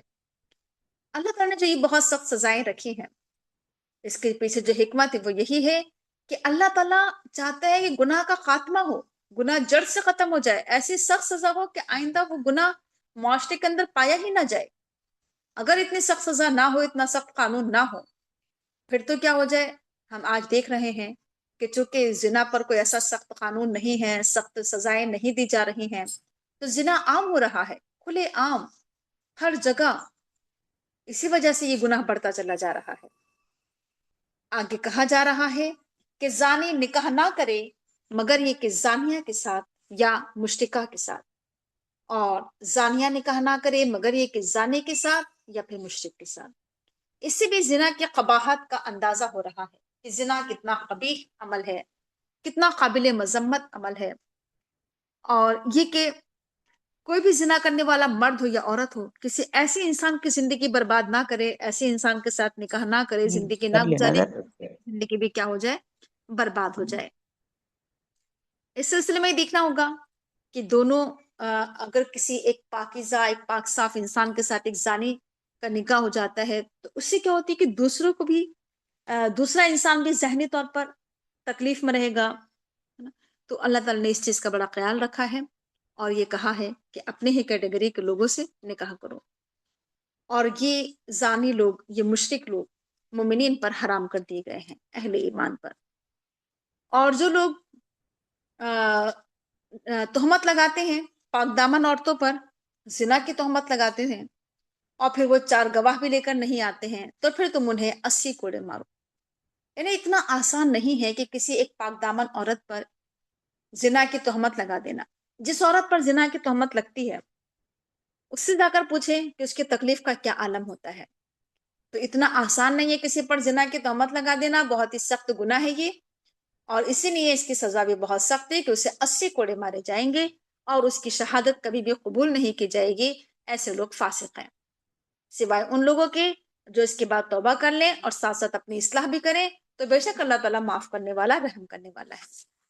اور جو اپنی بیویوں پر تہمت لگائیں، اپنی بیویوں پر الزام لگائیں زنا کے، اور اگر ان کے پاس کوئی گواہ نہ ہو سوائے اپنے آپ کے، تو پھر کس طرح سے اس معاملے کو ڈیل کیا جائے گا؟ تو پھر ایسا ہوگا کہ ایک شخص ان میں سے یہ شہادت دے گا، یعنی پہلے شوہر یہ گواہی دے گا 4 مرتبہ، اللہ تعالیٰ کی قسم کھا کر گواہی دے گا کہ وہ اپنے الزام میں سچا ہے، اور 5ویں مرتبہ وہ کہے گا کہ اس پر اللہ کی لعنت ہو اگر وہ جھوٹا ہے، اور پھر اس عورت سے سزا اس طرح سے ٹل جائے گی کہ وہ 4 مرتبہ اللہ کی قسم کھا کر یہ شہادت دے گی کہ یہ شخص جھوٹ بول رہا ہے، جھوٹا الزام لگا رہا ہے، اور 5ویں مرتبہ یہ کہے گی کہ اس پر اللہ کا غضب ٹوٹے، یعنی اس عورت پر اللہ کا غضب ٹوٹے اگر یہ مرد سچا ہے اپنے دعوے میں۔ تو اس طرح سے یہ ہوگا، یہ پورا معاملہ ہینڈل کیا جائے گا جب بیوی پر تہمت لگائی جائے گی۔ تو اگر تم پر اللہ کا فضل، اس کی رحمت نہ ہوتی تو پھر یہ احکامات نہ ہوتے اللہ تعالیٰ کے۔ اللہ تعالیٰ بہت زیادہ متوجہ یا توجہ فرمانے والا، مشفق ہے، اللہ تعالیٰ حکمت والا ہے۔ اس کے بعد ہے کہ بے شک وہ لوگ جو بہتان گڑھ کر لے کر آئے تھے، جنہوں نے افک کیا، جھوٹ بولا، جھوٹ کو پھیلایا، وہ تمہارے ہی اندر کا ایک ٹولہ ہے، تمہارا ہی ایک گروہ ہے، وہ جھوٹ پھیلانے والے۔ تم اس واقعے کو اپنے حق میں شر نہ سمجھو بلکہ اسے اپنے حق میں تم خیر سمجھو۔ یہاں پر واقعہ افک کا جو ذکر کیا جا رہا ہے، ہم سب جانتے ہی ہیں کہ اس واقعے کے پیچھے اس کا جو پس منظر ہے وہ حضرت عائشہ کا خصوصی طور پر یہاں پر ذکر کیا جا رہا ہے کہ ان پر بھی الزام لگایا گیا تھا، بہتان لگایا گیا تھا، ان پر بھی تہمت لگائی گئی تھی زنا کی، اور اس واقعے کو خوب کو پھیلایا گیا تھا، یہ افواہ اڑائی گئی تھی پورے میں کہ حضرت عائشہ نے جو ہے وہ بدکاری کی ہے۔ تو یہ اس طرح سے واقعہ، یعنی اچھا یہاں پر بتانے کا مقصد یہ بھی ہے کہ انسان کبھی بھی یہ نہ سوچے کہ ہم تو بڑے نیک صالح لوگ ہیں، بڑے اچھے لوگ ہیں، اچھے کام کر رہے ہیں، اچھے گھرانے سے تعلق رکھتے ہیں، تو ہمارے پر تو کوئی زنا کی تہمت لگا ہی نہیں سکتا۔ تو اس کے لیے ایک پوائنٹ یہ ہے کہ جب حضرت عائشہ جیسی پاک و صاف، جو اللہ کے رسول کی زوجہ مطہرہ، جو ام المومنین میں سے ہیں، جب لوگوں نے حضرت عائشہ جیسی خاتون کو نہیں چھوڑا تہمت لگانے میں، الزام لگانے میں، تو پھر ہم اور آپ، ہم میں سے ہر ایک کو جو ہے یہ چوکنا رہنا چاہیے، ہوشیار اور خبردار رہنا چاہیے کہ کبھی بھی کوئی بھی کسی بھی طرح کے غلط کام کا الزام ہمارے پر لگایا جا سکتا ہے، بہتان لگایا جا سکتا ہے۔ اگر ہم ایک اچھے گھرانے سے تعلق بھی رکھتے ہوں تب بھی جو دشمن ہے وہ کبھی بھی نقصان پہنچا سکتے ہیں، حسد اور جلن میں دشمنی میں، اناد میں، ضد میں، ہے نا، یہ بھی ایک اس میں سیکھنے کا پوائنٹ ہے۔ تو ایسے موقع پر یہ ہے کہ انسان کو دل برداشتہ نہیں ہونا چاہیے، اور پھر اس میں ایک پوائنٹ یہ بھی ہے کہ جو جتنا زیادہ دین کا کام کرے گا، جیسے حضرت عائشہ تھیں، بہت زیادہ کیا تھیں کہ درس دینے والی، فتوے دینے والی، اور یعنی مبلغہ بھی تھیں، اور مفسرہ بھی تھیں، محدثہ بھی تھیں، اس کے باوجود بھی ان پر زنا کی تہمت لگی ہے۔ تو جو جتنا زیادہ اللہ کے راستے میں آگے بڑھے گا، کام کرے گا، بھاگ دوڑ کرے گا، اتنے ہی لوگوں کی طرف سے کیا ہے، تہمتیں بھی لگیں گی، اتنے ہی بے بنیاد الزامات بھی لگیں گے، جھوٹے الزامات بھی لگیں گے، یہ بھی اس میں ایک پوائنٹ ہو سکتا ہے۔ تو یہ سوچ کر ہم اس میدان میں قدم رکھیں، دعوت کے میدان میں، تبلیغ کے یا کوئی بھی دین کی خدمت کرنے میں، کہ یہ بھی ہو سکتا ہے، ایسا بھی ہو سکتا ہے۔ اگر یہ سب کچھ برداشت کرنے کی ہمت ہو تو ہم کام کریں۔ ایسا نہ ہو کہ اس طرح کی کوئی بات سامنے آئے اور ہم تو کیا ہو جائیں بالکل ہی کہ اب تو ہم کیا ہے، کام ہی نہیں کریں گے دین کا، اس نے تو ایسا ایسا کہہ دیا۔ تو یہ اس میں ایک سیکھنے کا پوائنٹ ہے کہ اس طرح کے معاملات جو ہیں وہ پیش آ سکتے ہیں کبھی بھی کسی کی بھی زندگی میں۔ تو حضرت عائشہ کے اوپر جو تہمت لگائی گئی تو اس کا پورا واقعہ بتایا جا رہا ہے یہاں پر، کہ وہ تمہیں میں سے کچھ لوگ تھے، اہل ایمان میں سے بھی کچھ لوگوں نے اس افواہ کو پھیلانے میں آگے آگے تھے۔ تو کہا جا رہا ہے کہ اس واقعے کو تم اپنی شر نہ سمجھو، اس میں تمہارے لیے خیر ہے کہ اللہ تعالیٰ نے تمہارے لیے کتنے بڑے، تمہاری یعنی سوچیے ذرا کہ حضرت عائشہ کی پاک دامنی کی گواہی خود قرآن کریم میں دی، اللہ تعالیٰ نے آپ کے پاک دامنی کا اقرار و اعتراف کیا یا گواہی دی، شہادت دی، کتنی بڑی خیر کی بات ہے حضرت عائشہ کے لیے کہ کسی کی عصمت کی، کسی کے پاک دامنی کی گواہی اللہ تعالیٰ دے، ہے نا، اس سے بڑی اعزاز کی بات کسی انسان کے لیے کیا ہو سکتی ہے۔ تو کہا جا رہا ہے کہ ہر ایک نے اس واقعے میں جتنا گناہ سمیٹا، جتنا حصہ لیا، سب نے اپنے اپنے حصے کا گناہ سمیٹا، اور جس شخص نے اس کی ذمہ داری کا بڑا حصہ اپنے سر لیا، یعنی تو اس کے لیے عذاب عظیم، یعنی جو منافقین نے اس واقعے کو پھیلایا، گڑھا، بنایا، عبداللہ بن ابی اور اس کے ساتھیوں نے، اس کے لیے تو بہت ہی سخت عذاب ہے۔ کہا جا رہا ہے کہ جب تم نے اس بات کو سنا تھا تو ایسا کیوں نہیں ہوا کہ اہل ایمان میں سے ایک گروہ اسی وقت یہ کہتا کہ جو اہل ایمان کا ایک گروہ، یعنی اہل ایمان مرد اور اہل ایمان عورتوں نے اپنے آپ سے کوئی نیک گمان کیوں نہیں کیا؟ یعنی جب یہ بات سامنے آئی، جب منافقین نے اس بات کو پھیلایا، اسی وقت اہل ایمان کو اپنی طرف سے خیر کی بات کہنا چاہیے تھی، خیر سوچنا چاہیے تھا، اچھا اور نیک گمان کرنا چاہیے تھا کہ ایسا نہیں ہو سکتا، ویسا نہیں کر سکتی، فوراً کہنا چاہیے تھا کہ یہ تو کھلا جھوٹ ہے، یہ تو صریح بہتان ہے۔ آگے کہا جا رہا ہے کہ وہ لوگ اپنے الزام کے ثبوت میں 4 گواہ بھی لے کر نہیں آئے تھے۔ اب چونکہ یہ لوگ گواہ لے کر نہیں آئے ہیں تو اللہ کے نزدیک یہ جھوٹے ہیں، اور تم پر اگر اللہ کا فضل، اس کی رحمت نہ ہوتی دنیا اور آخرت میں، پھر تو اللہ تعالیٰ تمہیں اس گناہ کی پاداش میں بہت بڑے عذاب میں تمہیں پکڑ لیتا، جن باتوں میں تم پڑ گئے تھے۔ یعنی اہل ایمان بھی چونکہ اس میں ملوث ہو گئے تھے، وہ تو اللہ کا بڑا فضل، اس کا احسان رہا کہ اللہ تعالیٰ نے عذاب عظیم سے ان لوگوں کو بچایا۔ تم سب اس بات کو ایک دوسرے کی زبان سے اسے حاصل کر رہے تھے، لے رہے تھے، یعنی اچھا زبان ایک منہ سے دوسرے منہ تک، ایک زبان سے دوسرے زبان تک یہ بات پہنچ رہی تھی، یعنی اس کی کوئی حقیقت نہیں تھی، کوئی سچائی نہیں تھی، نہ ہی کسی نے دیکھا تھا، نہ ہی کوئی گواہ موجود تھا، بس ایک انسان سے سن کر دوسرے انسان آگے بڑھا رہا تھا اسے۔ تو کہا جا رہا ہے کہ یہ افواہیں بس تم ایک دوسرے سے سن رہے تھے، اور تمہیں کسی کو بھی اس کے بارے میں علم نہیں تھا، اور تم اس بات کو بہت ہی معمولی سمجھ رہے تھے، بہت ہلکا سمجھ رہے تھے، حالانکہ اللہ کے نزدیک یہ بہت ہی بڑی بات ہے۔ یعنی کسی پر زنا کی تہمت لگا دینا تم بہت معمولی بات سمجھ رہے ہو یہ، اور اس سے جس پر زنا کی تہمت لگتی ہے اس کے دل کو، اس کے جذبات کو جو ٹھیس پہنچتی ہے، اسے جو تکلیف پہنچتی ہے، تم اس کا اندازہ نہیں لگا سکتے، اللہ کے نزدیک یہ بہت بڑی بات ہے۔ اور کہا جا رہا ہے کہ ایسا کیوں نہیں ہوا جب تم نے اس بات کو سنا تو تم یہ کہتے کہ ہمارے لیے مناسب نہیں ہے کہ ہم اس طرح کی کوئی بات کہیں، اللہ تعالیٰ پاک ہے، اور یہ تو بہت ہی بڑا بہتان ہے۔ اللہ تعالیٰ تمہیں نصیحت کر رہا ہے کہ اگر اب آئندہ تم نے کبھی ایسا کیا تو مومن ہو، آئندہ کبھی اس طرح کی حرکت نہ کرنا۔ اللہ تعالیٰ تمہارے لیے اپنی آیات کھول کھول کر بیان کر رہا ہے، اور اللہ تعالیٰ جاننے والا، حکمت والا ہے۔ اور کہا جا رہا ہے کہ جو لوگ چاہتے ہیں کہ ایمان والوں کے بیچ میں فحاشی پھیلے، وہ دنیا اور آخرت میں دردناک سزا کے مستحق ہے، اللہ جانتا ہے اور تم نہیں جانتے ہو۔ یعنی یہ سب افواہیں، یہ سب جھوٹے الزامات کیوں؟ کیونکہ کچھ لوگ ایسے ہوتے ہیں جو یہ چاہتے ہیں کہ فحاشی پھیلے، بے حیائی پھیلے، اس طرح کے واقعات جو پھیلائے جاتے ہیں، فارورڈ کی جاتی ہیں، اس طرح کی چیزیں، فحاشی کی، بے حیائی کی، لوگ چاہتے ہیں کہ چاروں طرف کیا ہو کہ فحاشی عام ہو جائے، جتنا زیادہ برائی کو عام کیا جائے گا، جتنا برائی پر بات کی جائے گی، پھیلایا جائے گا، اتنا ہی فحاشی پھیلے گی۔ اچھا، آپ نے دیکھا ہوگا کہ ہمارے جو اسلاف تھے، ہمارے جو بزرگ آباء و اجداد تھے، وہ اس طرح کی باتیں بہت ہی چھپ چھپ کر کرتے تھے، چپ کے اشارے کنائے میں، صاف الفاظ میں نہیں کرتے تھے۔ برائی کا زیادہ چرچا بھی نہیں کرنا چاہیے، برائی کو زیادہ پھیلانا بھی نہیں چاہیے، اس کے بارے میں زیادہ بات نہیں کرنا چاہیے، اس سے فحاشی پھیلتی ہے نا۔ لوگ سمجھتے ہیں کہ اس طرح سے کیا ہوگی، یہ برائی دور ہوگی، ہم جتنا ذکر کریں گے اس سے برائی اور پھیلتی ہے۔ آپ دیکھ لیجیے، آج سوشل میڈیا کا دور ہے، اور یہاں پر اس برائی کے اتنے چرچے ہیں، اتنے چرچے ہیں کہ یہ فحاشی اب اس قدر عام ہوتے چلی جا رہی ہے، یہ بے حیائی پھیلتی چلی جا رہی ہے، بڑھتی چلی جا رہی ہے۔ تو لوگ تو چاہتے ہی یہی ہیں کہ فحاشی عام ہو جائے۔ آگے کہا جا رہا ہے، تم پر اللہ کا فضل اور اس کی رحمت اگر نہ ہوتی تو پھر یہ بات ہی نہ ہوتی، اور اللہ تعالیٰ کیا ہے، اور ہاں یہ بات نہ ہوتی کہ اللہ تعالیٰ بڑا شفیق اور مہربان ہے، تو پھر کیا ہوتا ہے کہ اللہ تعالیٰ تمہیں اس برائی کے نتیجے میں بہت ہی بدترین نتائج تمہیں دیکھنے کو ملتے جو تم نے اپنے اندر یہ برائی پھیلائی تھی۔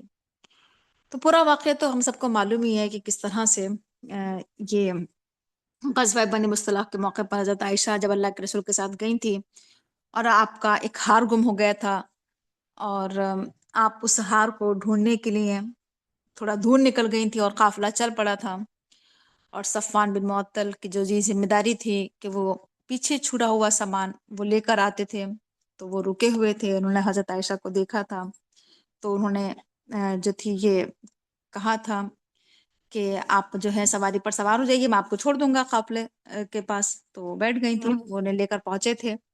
تو اس پر جو تھا منافقین نے پورا طوفان بدتمیزی کھڑا کر دیا تھا، طوفان کہ حضرت عائشہ ان کے ساتھ آئی ہیں تو کیا ہے، انہوں نے بدکاری کی ہے، اس طرح سے یہ بات پھیلائی گئی تھی۔ یہ منافقین کی ایک چال، ایک سازش، نقصان پہنچانے کے اللہ کے رسول کو، کس طرح سے ہم ان کے اخلاق پر حملہ کریں، ان کے کردار پر حملہ کریں، تاکہ کیا ہو کہ جو ان کا اثر و رسوخ ہے وہ ختم ہو جائے، ان کا جو ایک اخلاقی جو ایک کیا کہنا چاہیے حصار ہے، اس سے باہر نکالیں ہم انہیں۔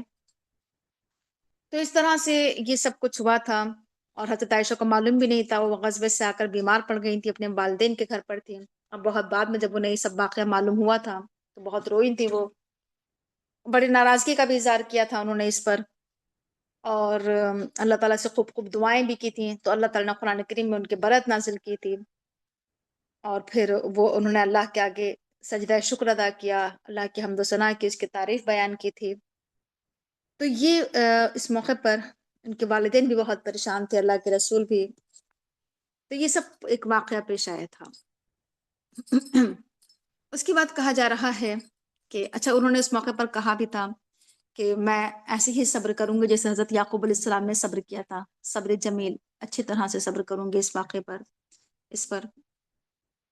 اور یہ بھی کہا تھا کہ جب ان کے برات نازل ہوئی تھی کہ میں اللہ کے رسول کا شکریہ ادا کیوں کروں، میں تو اس اللہ کا شکر ادا کروں گی کہ جس نے میری برات نازل کی قرآن کریم میں۔ یہ پورا ایک واقعہ ہے، آپ اسے سیرت میں پڑھیے گا تفصیل کے ساتھ۔ آگے کہا جا رہا ہے کہ اے ایمان والو، تم شیاطین کے نقش قدم کی اتباع نہ کرو، اس کے پیچھے شیطان کے نقش قدم پر نہ چلو۔ جو شیطان کے نقش قدم پر چلے گا، اس کی پیروی کرے گا، تو شیطان تو فحاشی کا حکم دیتا ہے، بے حیائی کا حکم دیتا ہے، منکرات کا، برائیوں کا حکم دیتا ہے۔ تم پر اگر اللہ کا فضل، اس کی رحمت نہ ہوتی تو تم میں سے کوئی بھی پاک نہ ہو پاتا، کوئی شخص بھی کوئی اچھا کام نہیں کر پاتا۔ یہ تو اللہ کی مہربانی، اس کا فضل، اس کی رحمت ہے کہ ہم گناہوں سے بچے ہوئے ہیں، پاک و صاف اگر ہم ہیں، زنا سے دور، شراب سے دور، سود سے دور، کسی بھی گناہ سے دور ہیں، یہ اللہ کی بڑی مہربانی ہے۔ ورنہ تو چاروں طرف اس قدر فحاشی عام ہے، اس قدر بے حیائی عام ہے کہ کبھی بھی کسی بھی وقت کوئی انسان گناہ میں ملوث ہو سکتا ہے آسانی کے ساتھ۔ جو بچے ہوئے ہیں ان پر اللہ کا فضل، اس کی رحمت ہے۔ اللہ تعالیٰ جسے چاہتا ہے پاک و صاف کرتا ہے، اللہ تعالیٰ سننے والا، جاننے والا ہے۔ تم میں سے جو لوگ صاحب فضل ہیں، جو صاحب مغفرت ہیں، انہیں چاہیے کہ وہ اس بات کی قسم نہ کھایا کریں کہ وہ نہ دیں گے اقربا کو، مسکینوں کو، مہاجروں کو اللہ کے راستے میں، اور وہ انہیں چاہیے کہ وہ درگزر سے کام لیں، چشم پوشی سے کام لیں، کیا تم نہیں چاہتے ہو کہ اللہ تمہیں معاف کرے؟ اللہ تعالیٰ بخشنے والا، رحم کرنے والا ہے۔ تو دیکھیے کہ حضرت ابوبکر کے تعلق سے کہا جاتا ہے اس کے پس منظر میں کہ چونکہ اس واقعے کو پھیلانے میں جو ابوبکر کے غلام تھے وہ بھی بڑے آگے آگے تھے، حالانکہ ابوبکر ان کے پر بہت پیسہ خرچ کرتے تھے، انہیں کھلاتے تھے، پلاتے تھے، ان پر بہت زیادہ انہیں دیتے تھے، لیکن اس کے باوجود بھی انہوں نے اس واقعے کو پھیلانے میں وہ آگے آگے ہو گئے تھے۔ تو حضرت ابوبکر کو بہت غصہ آیا تھا کہ میں تو اس پر اتنا احسان کرتا ہوں، اس نے یہ کیا میرے ساتھ۔ تو پھر انہوں نے اس موقع پر یہ کہا تھا یا یہ ارادہ کر لیا تھا کہ اب میں ان پر کچھ بھی خرچ نہیں کروں گا، ناراضگی کا اظہار کیا تھا۔ تو اللہ تعالیٰ نے یہاں پر کہا کہ تم میں سے جو صاحب فضل ہیں، جو صاحب مغفرت ہیں، انہیں چاہیے کہ وہ اس بات کی قسم نہ کھایا کریں کہ وہ نہیں دیں گے اقربا کو، مسکینوں کو، اور اللہ کے راستے میں ہجرت کرنے والوں کو۔ ایسے لوگوں سے درگزر کرو، چشم پوشی سے کام لو، انہیں معاف کر دو۔ کیا تم نہیں چاہتے ہو کہ اللہ تمہیں معاف کرے؟ تو اس آیت کے نازل ہونے پر ابوبکر نے کہا تھا کہ ہاں میں چاہتا ہوں کہ اللہ مجھے معاف کرے، اور انہوں نے اپنی اس غلطی سے توبہ کی تھی اور پھر سے دوبارہ سے اپنے اس غلام پر خرچ کرنا شروع کر دیا تھا۔ تو یہ تھے صدیق اکبر، اور کہا جا رہا ہے کہ اللہ تعالیٰ بخشنے والا، رحم کرنے والا ہے۔ یہ ایک بہترین کردار ہے نا کہ فوراً اپنے غلطی کا احساس ہو جانا۔ اگر دیکھیے انہوں نے غلط کیا، ان کے غلام نے، ان کے گناہوں کا بدلہ، ان کی غلطی کا بدلہ اللہ تعالیٰ دے گا، ہم کسی کے گناہ کا بدلہ نہ دیا کریں، سزا نہ دیا کریں۔ بے شک وہ لوگ جو تہمت لگاتے ہیں پاک دامن عورتوں پر، بے خبر، جنہیں پتہ بھی نہیں ہے، جو اہل ایمان عورتیں ہیں، بھولی بھالی ہیں، بے خبر ہیں، سیدھی سادی ہیں، شریف ہیں، پاک دامن ہیں، ایسے لوگوں پر اگر کوئی زنا کی تہمت لگاتا ہے تو ایسے لوگوں پر دنیا اور آخرت میں لعنت ہے، اور ان پر سخت عذاب ہے ان کے لیے۔ کہا جا رہا ہے کہ اس دن کل آخرت میں گواہی دیں گے ان کے خلاف ان کی زبانیں، ان کے ہاتھ، ان کے پیر، ان کے عمل کے۔ کل آخرت میں کیا ہوں گے کہ ہماری زبانیں، ہاتھ اور پیر بھی ہمارے عمل کی گواہی دیں گے، یہ سب گواہ ہیں۔ اس دن اللہ تعالیٰ پورا دے گا، بدلہ دے گا انہیں بھرپور، جس کی یہ مستحق ہیں، اور انہیں معلوم ہو جائے گا کہ اللہ تعالیٰ ہی حق ہے اور سچ کو سچ کر دکھانے والا ہے۔ کل انسان کو اس کے عمل کا پورا پورا بدلہ ملے گا حق کے ساتھ۔ آگے کہا جا رہا ہے کہ خبیث عورتیں خبیث مردوں کے لیے، اور خبیث مرد خبیث عورتوں کے لیے، پاکیزہ عورتیں پاکیزہ مردوں کے لیے، اور پاکیزہ مرد پاکیزہ عورتوں کے لیے ہیں۔ اللہ کا ان کا دامن پاک ہے ان باتوں سے جو باتیں جو بنانے والے ہیں ان کے لیے مغفرت ہے اور رزق کریم ہے۔ دیکھیے کہ اس بات کا بہت زیادہ اہتمام کرنا چاہیے کہ جو نیک لوگ ہیں، اچھے لوگ ہیں، پاک و صاف لوگ ہیں، یعنی جو زنا سے پاک صاف ہیں، یا جتنے بھی بڑے گناہ ہو سکتے ہیں، شراب سے پاک و صاف ہیں، جوئے سے، اور بہت سارے خرابیاں ہو سکتی ہیں، بہت ساری برائیاں جو بڑے بڑے گناہ ہیں ان سے جو کیا ہے پاک و صاف ہیں، تو ان کے لیے ویسا ہی ان کے لیے ازواج ڈھونڈنا چاہیے، تلاش کرنا چاہیے نیک لوگوں کے لیے۔ جیسا بھی ہم نے پڑھا کہ جو زنا کرنے والے لوگ ہیں وہ زنا کرنے والی عورتوں سے نکاح کریں، ہے نا، کسی ایسے انسان کی زندگی برباد نہ کرے جو پاک و صاف زندگی گزار رہا ہے، اچھی زندگی گزار رہا ہے۔ تو اس چیز کا اہتمام کرنا چاہیے۔ اللہ کے رسول نے بھی کہا ہے کہ کفو ہونا چاہیے، برابری ہونا چاہیے، اور اس میں یہ ہے کہ ایسا نہ ہو کہ ایک جو ہے بہت ہی انتہائی شرابی انسان ہے، انتہائی زناکار ہے، بہت جواری ہے، اور اس کا نکاح کسی ایسی نیک صالح اگر عورت سے کر دیا جائے تو اس عورت کی زندگی تباہ و برباد ہو جائے۔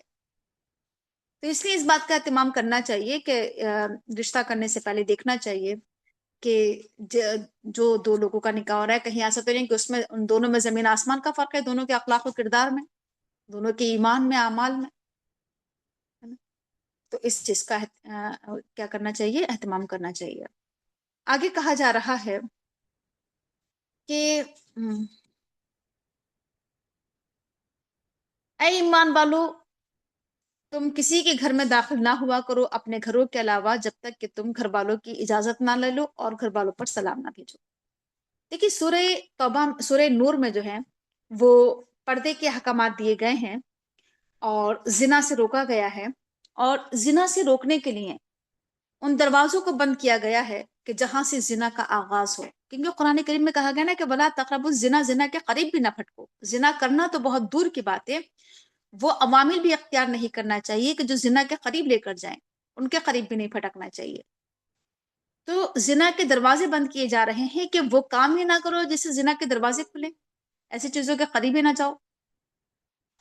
اس طرح کی ویڈیوز دیکھنا موبائل پر کہ جو کیا ہو کہ جذبات کو بھڑکانے والی، زنا کے قریب لے جانے والی، یا لڑکے اور لڑکیوں کے نامحرم لوگوں کے آپس میں دوستی، آپس میں بات چیت کرنا، چیٹنگ کرنا، یہ سب کیا ہے؟ زنا کے قریب لے جانے والی چیزیں ہیں، یہ ان سے ہی بچنا چاہیے. تو اللہ تعالیٰ کہہ رہا ہے کہ پردے کے احکامات کیوں دیے گئے ہیں؟ اس وجہ سے دیے گئے ہیں کہ پردہ یہ کیا ہوتا ہے؟ اس سے زنا کے دروازے بند ہوتے ہیں. یعنی پردہ جو ہم سمجھتے ہیں نا، لوگوں کو لگتا ہے کہ ایک ظلم ہے عورت کے اوپر، یہ اسے بند کر دیا جاتا ہے پردے کے اندر. تو یہ پردہ تو کیا کر رہا ہے کہ انسان کی حفاظت کر رہا ہے. یعنی پردے کی حکمت سے ہم چونکہ نا واقف ہے نا، کہ پردہ انسان کو بچا رہا ہے زنا سے، گندی نظروں سے، خبیث نظروں سے، غلیظ نظروں سے. تو کہا جا رہا ہے کہ اے ایمان والو، جب تم اپنے گھروں کے علاوہ کسی دوسرے کے گھروں میں داخل ہوا کرو، جب تک کہ تم گھر والوں کی اجازت نہ لے لو، جب تک کہ گھر والوں کی رضامندی نہ ہو، ان کی مرضی نہ ہو، اور گھر والوں پر سلام بھیجو. یہ تمہارے لیے بہتر ہے، شاید کہ تم اس بات کا خیال رکھو. اور اگر تم وہاں پر اس گھر میں کسی کو نہ پاؤ تو داخل نہ ہو جب تک کہ تمہیں اجازت نہ دے دی جائے. کسی کے غیر موجودگی میں کسی کے گھر میں داخل نہ ہو، لیکن ہاں اگر ان کی اجازت ہو کہ آپ ہمارے غیر موجودگی میں آ سکتے ہیں تو کوئی بات نہیں. اور اگر گھر والے تم سے کہیں کہ واپس چلے جاؤ تو واپس چلے جایا کرو، یہ زیادہ پاکیزہ ہے تمہارے لیے. یعنی اس میں برا ماننے کی، ناراض ہونے کی کوئی بات نہیں. ہو سکتا ہے کہ گھر والوں کی کوئی ایسی مجبوری ہو جس کے تحت گھر والا منع کر رہا ہو کہ ابھی آپ نہیں آ سکتے گھر میں. ہو سکتا ہے وہ کسی بیماری میں ہو، کسی پریشانی میں ہو، کسی ایسی حالت میں ہو کہ وہ نہیں چاہتا کہ لوگوں پر ظاہر ہو. تو اس پر مائنڈ کرنے کے بجائے اس کی مجبوری کو سمجھے اور واپس چلا جائے. گھر والے اگر منع کر رہے ہیں کہ آپ نہیں آ سکتے اس ٹائم، تو نہ جائیں. یہ زیادہ اچھا طریقہ ہے. اللہ تعالیٰ تمہارے اعمال دیکھ رہا ہے. تم پر کوئی حرج نہیں ہے کہ تم داخل ہو جاؤ ایسے گھروں میں جو کسی کے رہنے کی جگہ نہ ہو، ہیلو. جس میں تمہارا سامان رکھا ہوا ہو، فائدے یا کام کی کوئی چیز رکھی ہوئی ہو. یعنی جو غیر رہائشی جگہ ہے، جہاں پر السلام کسی کی علیکم. رہائش نہیں ہے، کسی کی سکونت نہیں ہے، کوئی نہیں رہتا ہے، ایسے گھروں میں کوئی حرج کی بات نہیں ہے کہ تم اگر داخل ہو جاؤ بغیر اجازت کے، بغیر سلام کے، تو کوئی حرج نہیں ہے. جو فیکٹری ہیں، دکان ہیں، کارخانے ہیں، یا اسکول ہیں، یا اور اس طرح کی چیزیں ہیں، تو پھر کوئی حرج کی بات نہیں ہے. اللہ تعالیٰ جانتا ہے جو تم ظاہر کرتے ہو اور جو تم چھپاتے ہو. اے نبی کہہ دو ایمان والے مردوں سے کہ وہ اپنی نگاہیں نیچی رکھیں اور اپنی شرمگاہوں کی حفاظت کریں، یہ ان کے لیے زیادہ پاکیزہ ہے. اللہ تعالیٰ باخبر ہے ان کے اعمال سے. تو دیکھیے، یہ ہی وہ بند جو باندھا جا رہا ہے زنا سے پہلے، کہ زنا پر ابھارنے والی چیزیں کیا ہیں. تو سب سے پہلے تو ہے کہ نگاہوں کی حفاظت. اگر انسان اپنے نگاہوں کی حفاظت کرے، اپنی نگاہوں کو پست رکھے، نیچا رکھے. دیکھیے، نگاہوں کو نیچے رکھنے سے مراد یہ نہیں کہ انسان سامنے راستہ دیکھ کر ہی نہ چلے، نگاہیں بند کر کے چلے یا نیچے کر کے چلے تو سامنے راستہ ہی نہ دیکھے، دیکھے ہی نہیں کہ سامنے سے کوئی سواری آ رہی، کیا آ رہا ہے. نگاہیں نیچے کرنے کا مطلب یہ ہے کہ نگاہوں کو بچانا اور حفاظت کرنا غلط مناظر سے، فحش چیزوں سے، اس طرح کے پوسٹرز دیکھنا، اس طرح کے فوٹوز دیکھنا، اس طرح کے ویڈیوز دیکھنا. ان تمام چیزوں سے چاہیے، اہل ایمان مردوں کو بھی چاہیے کہ وہ بھی اپنی نگاہوں کی حفاظت کریں، وہ بھی اپنی نگاہوں کو بچا کر رکھا کریں ایسے مناظر سے، ایسے مناظر نہ دیکھیں. اور اس طرح سے وہ اپنے شرمگاہوں کی حفاظت کریں، اپنی عزت کی، عصمت کی، اپنی پاک دامنی کی حفاظت کریں. یہ زیادہ پاکیزہ طریقہ ہے. تو سب سے پہلے ایمان والے مردوں کو چاہیے کہ وہ حفاظت کریں. اور اس کے بعد پھر اہل ایمان عورتوں کو حکم دیا جا رہا ہے کہ اور اہل ایمان عورتوں سے بھی کہہ دو کہ وہ بھی اپنی نگاہوں کی حفاظت کریں، وہ بھی اپنی نظریں بچا کر رکھیں، جھکا کر رکھیں، وہ بھی اپنے شرمگاہوں کی حفاظت کریں، اپنی عزت و عصمت کی حفاظت کریں. اور پھر عورتوں کو نہ صرف کہ نگاہیں کی حفاظت کا حکم دیا گیا ہے، بلکہ عورتوں کو پوری تفصیل کے ساتھ احکامات دیے گئے ہیں. عورتوں کے لیے پردے کے خصوصی احکامات ہیں کہ نہ صرف کہ نگاہوں کی حفاظت ہو، بلکہ ہر طرح سے، پوری طرح سے اپنے ان کی حفاظت کرنا ہے، اپنے آپ کو بچا کر رکھنا ہے. کس طرح سے بتایا جا رہا ہے کہ وہ اپنی زیب و زینت کا اظہار نہ کیا کریں، اپنے بناؤ سنگار کا اور اپنے میک اپ کا، اپنی خوبصورتی کا اظہار نہ کیا کریں، سوائے اس کے کہ جو چیز ظاہر ہو جائے، جو خود بخود ظاہر ہو جائے. خود بخود اگر کوئی چیز کھل جائے کسی کے سامنے تو وہ ایک الگ بات ہے، لیکن باقی اپنے آپ کو ظاہر نہ کریں.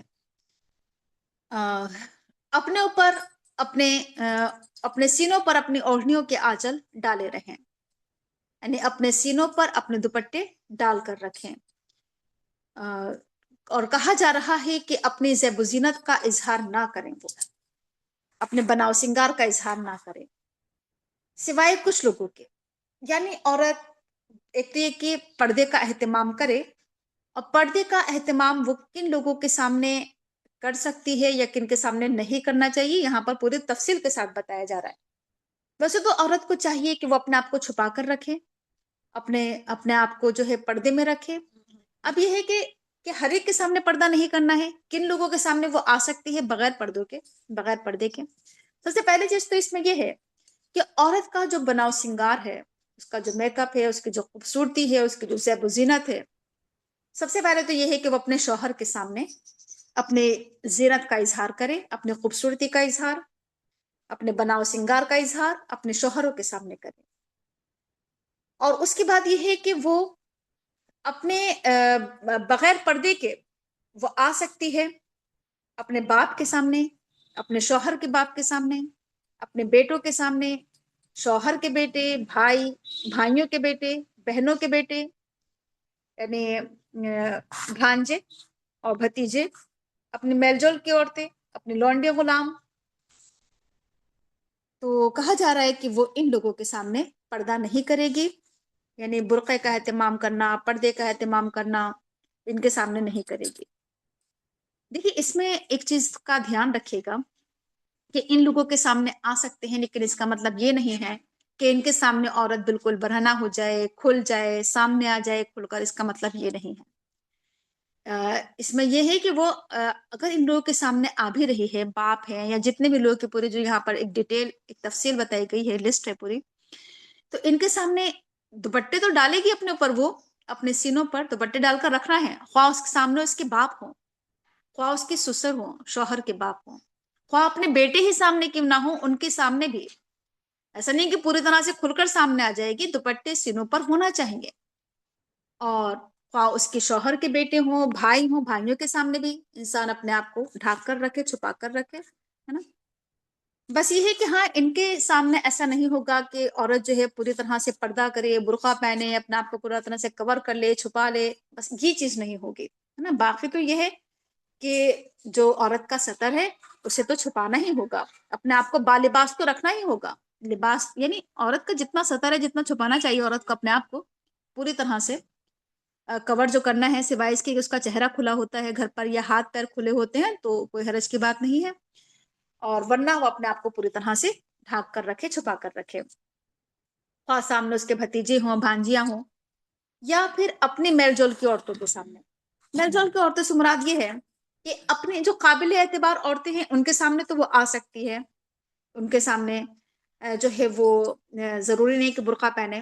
لیکن کچھ عورتیں ایسی ہوتی ہیں جو فحاشی طوائف یا کوئی اس طرح کے غلط کام کرنے والی، یا وہ عورتیں جو قابل اعتبار نہ ہوں، جو عورتوں کا ذکر جا کر مردوں کے سامنے کریں، تو ایسی عورتوں کے سامنے نہ آئے. اور کس کے سامنے آ سکتی ہیں؟ اپنے گھر کے جو لونڈے غلام ہیں، کام کرنے والے لوگ ہیں، نوکر چاکر، ان کے سامنے بھی بغیر برقعے کے آ سکتے ہیں، رہ سکتے ہیں. اس کے علاوہ وہ لوگ، وہ زیر دست مرد جو کسی بھی قسم کی غرض نہ رکھتے ہوں، یعنی جن کے اندر جو ہو کوئی اس طرح کی خواہش نہ ہو، اور وہ گھر میں کام کرنے والے ہوں، چکر لگانے والے ہوں.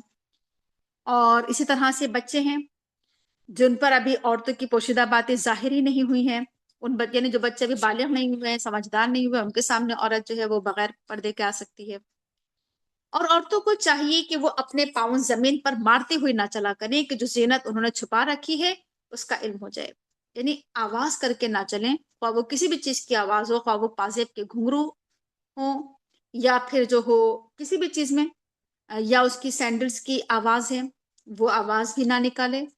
یا آج کے دور میں انسان اپنے پرس میں کوئی اس طرح کی کوئی چیز لگا لیتا ہے بولنے والی، یا چوڑیوں میں اگر کوئی اس طرح کے گھنگرو لگے ہوئے ہیں بولنے والے، تو اس طرح سے وہ نہ چلیں زمین پر پیر پٹکتی ہوئی، کہ ان کی جو زیب و زینت ہے وہ لوگوں پر ظاہر ہو جائے. بس تم سب مل کر اللہ سے توبہ کرو اے ایمان والو، شاید کہ تم کامیاب ہو جاؤ. یعنی یہ بہت ہی کیا ہے کہ بڑے باریکی کے ساتھ احکامات دیے گئے ہیں عورتوں کے کہ اگر تم یہ چاہتی ہو کہ زنا کے دروازے بند ہو جائیں تو اس کے لیے تمہیں یہ احتیاط برتنا ہوگی، یہ تمام احکامات پر عمل کرنا ہوگا، اور یہ سب احتیاطی تمہیں برتنا ہے۔ پھر بھی اگر انسان سے غلطی ہو ہی جاتی ہے تو پھر اللہ سے توبہ اور استغفار کرو، اس سے معافی مانگو، تبھی تم کامیاب ہوگے، فلاح نصیب ہوگی۔ اور تم میں سے جو لوگ مجرد ہیں، جن کے ابھی نکاح نہیں ہوئے ہیں، تو تم ان کے نکاح کرا دو، اور تم میں سے جو صالح غلام ہوں، لونڈی غلام، ان کی بھی نکاح کرا دو، باندیاں ہوں ان کے نکاح کراؤ۔ نکاح کرانے کا حکم دیا جا رہا ہے ان لوگوں کے جن کے ابھی نکاح نہیں ہوئے ہیں۔ اور کہا جا رہا ہے کہ اگر وہ غریب ہوں، فقیر ہوں، غریب ہوں، ان کے پاس ان کے حالات کمزور ہوں، تو اللہ تعالیٰ نے اپنے فضل سے غنی کر دے گا۔ دیکھیے اس انتظار میں رہنا، اس انتظار میں نکاح نہ کرنا کہ ابھی تو اس کے حالات، یعنی کچھ لوگ اس انتظار میں رہتے ہیں کہ ابھی اپنے پیروں پر کھڑا ہو جائے، اپنا کوئی کاروبار ہو جائے، اپنا گھر ہو جائے، اس انتظار میں لوگ نکاح کو بہت دیر کر دیتے ہیں۔ تو اللہ تعالیٰ کہہ رہا ہے اگر کوئی غربت ہے، کوئی غریبی ہے، کوئی پریشانی ہے، تنگ دستی ہے، تو کیا ہے کہ نکاح کے بعد اللہ تعالیٰ اسے غنی کر دے گا، اسے مالدار کر دے گا، اسے بے نیاز کر دے گا۔ یعنی نکاح کے اندر اللہ تعالیٰ نے برکت رکھی ہے، اور وہ لڑکی جس سے اس کا نکاح ہوگا وہ اپنا رزق اپنے ساتھ لے کر آئے گی، برکتیں لے کر آئے گی ساتھ میں۔ تو نکاح کر دیا کرو، کیونکہ نکاح کرنے سے زنا کے دروازے بند ہوتے ہیں، فحاشی کے دروازے بند ہوتے ہیں، نگاہیں پاک صاف ہو جاتی ہیں۔ تو یہ اللہ تعالیٰ نے کہا ہے، اللہ تعالیٰ وسعت والا، جاننے والا ہے۔ اور وہ لوگ جو واقعی کیا ہے کہ نکاح نہیں کر پا رہے ہیں، کسی وجہ سے نکاح کا موقع نہیں پا رہے ہیں، تو جب تک ان کا نکاح نہیں ہوا ہے تب تک انہیں چاہیے کہ وہ اپنے آپ کو پاک دامن رکھیں، عفت ماں بھی اختیار کریں، اپنے دامن کو بچا کر رکھیں، یہاں تک کہ اللہ تعالیٰ نے اپنے فضل سے غنی کر دے گا۔ جب تک نکاح کا انتظام نہیں ہوا ہے تب تک اپنی عزت کی حفاظت کریں، حرام کام میں نہ پڑیں، تو اللہ تعالیٰ نے اپنے فضل سے نوازے گا۔ اور وہ تمہارے مملوک، تمہارے غلام جو مکاتبت کی درخواست کریں، تم سے لکھوا لیں اپنی آزادی کا، تو ان سے مکاتبت کر لیا کرو، لکھ لیا کرو آزادی کے لیے۔ اور تمہیں معلوم ہے کہ ان کے اندر خیر ہے، ان کے اندر بھلائی ہے، اور ان کو اس مال میں سے دو جو اللہ تعالیٰ نے تمہیں دیا ہے۔ یعنی اگر کوئی غلام آزادی چاہ رہا ہے، اسے آزادی عطا کر دو، اگر تم اس کے اندر کوئی خیر دیکھ رہے ہو، بھلائی دیکھ رہے ہو، اور تم اسے وہ مال بھی دو جو مال اللہ نے تمہیں دیا ہے۔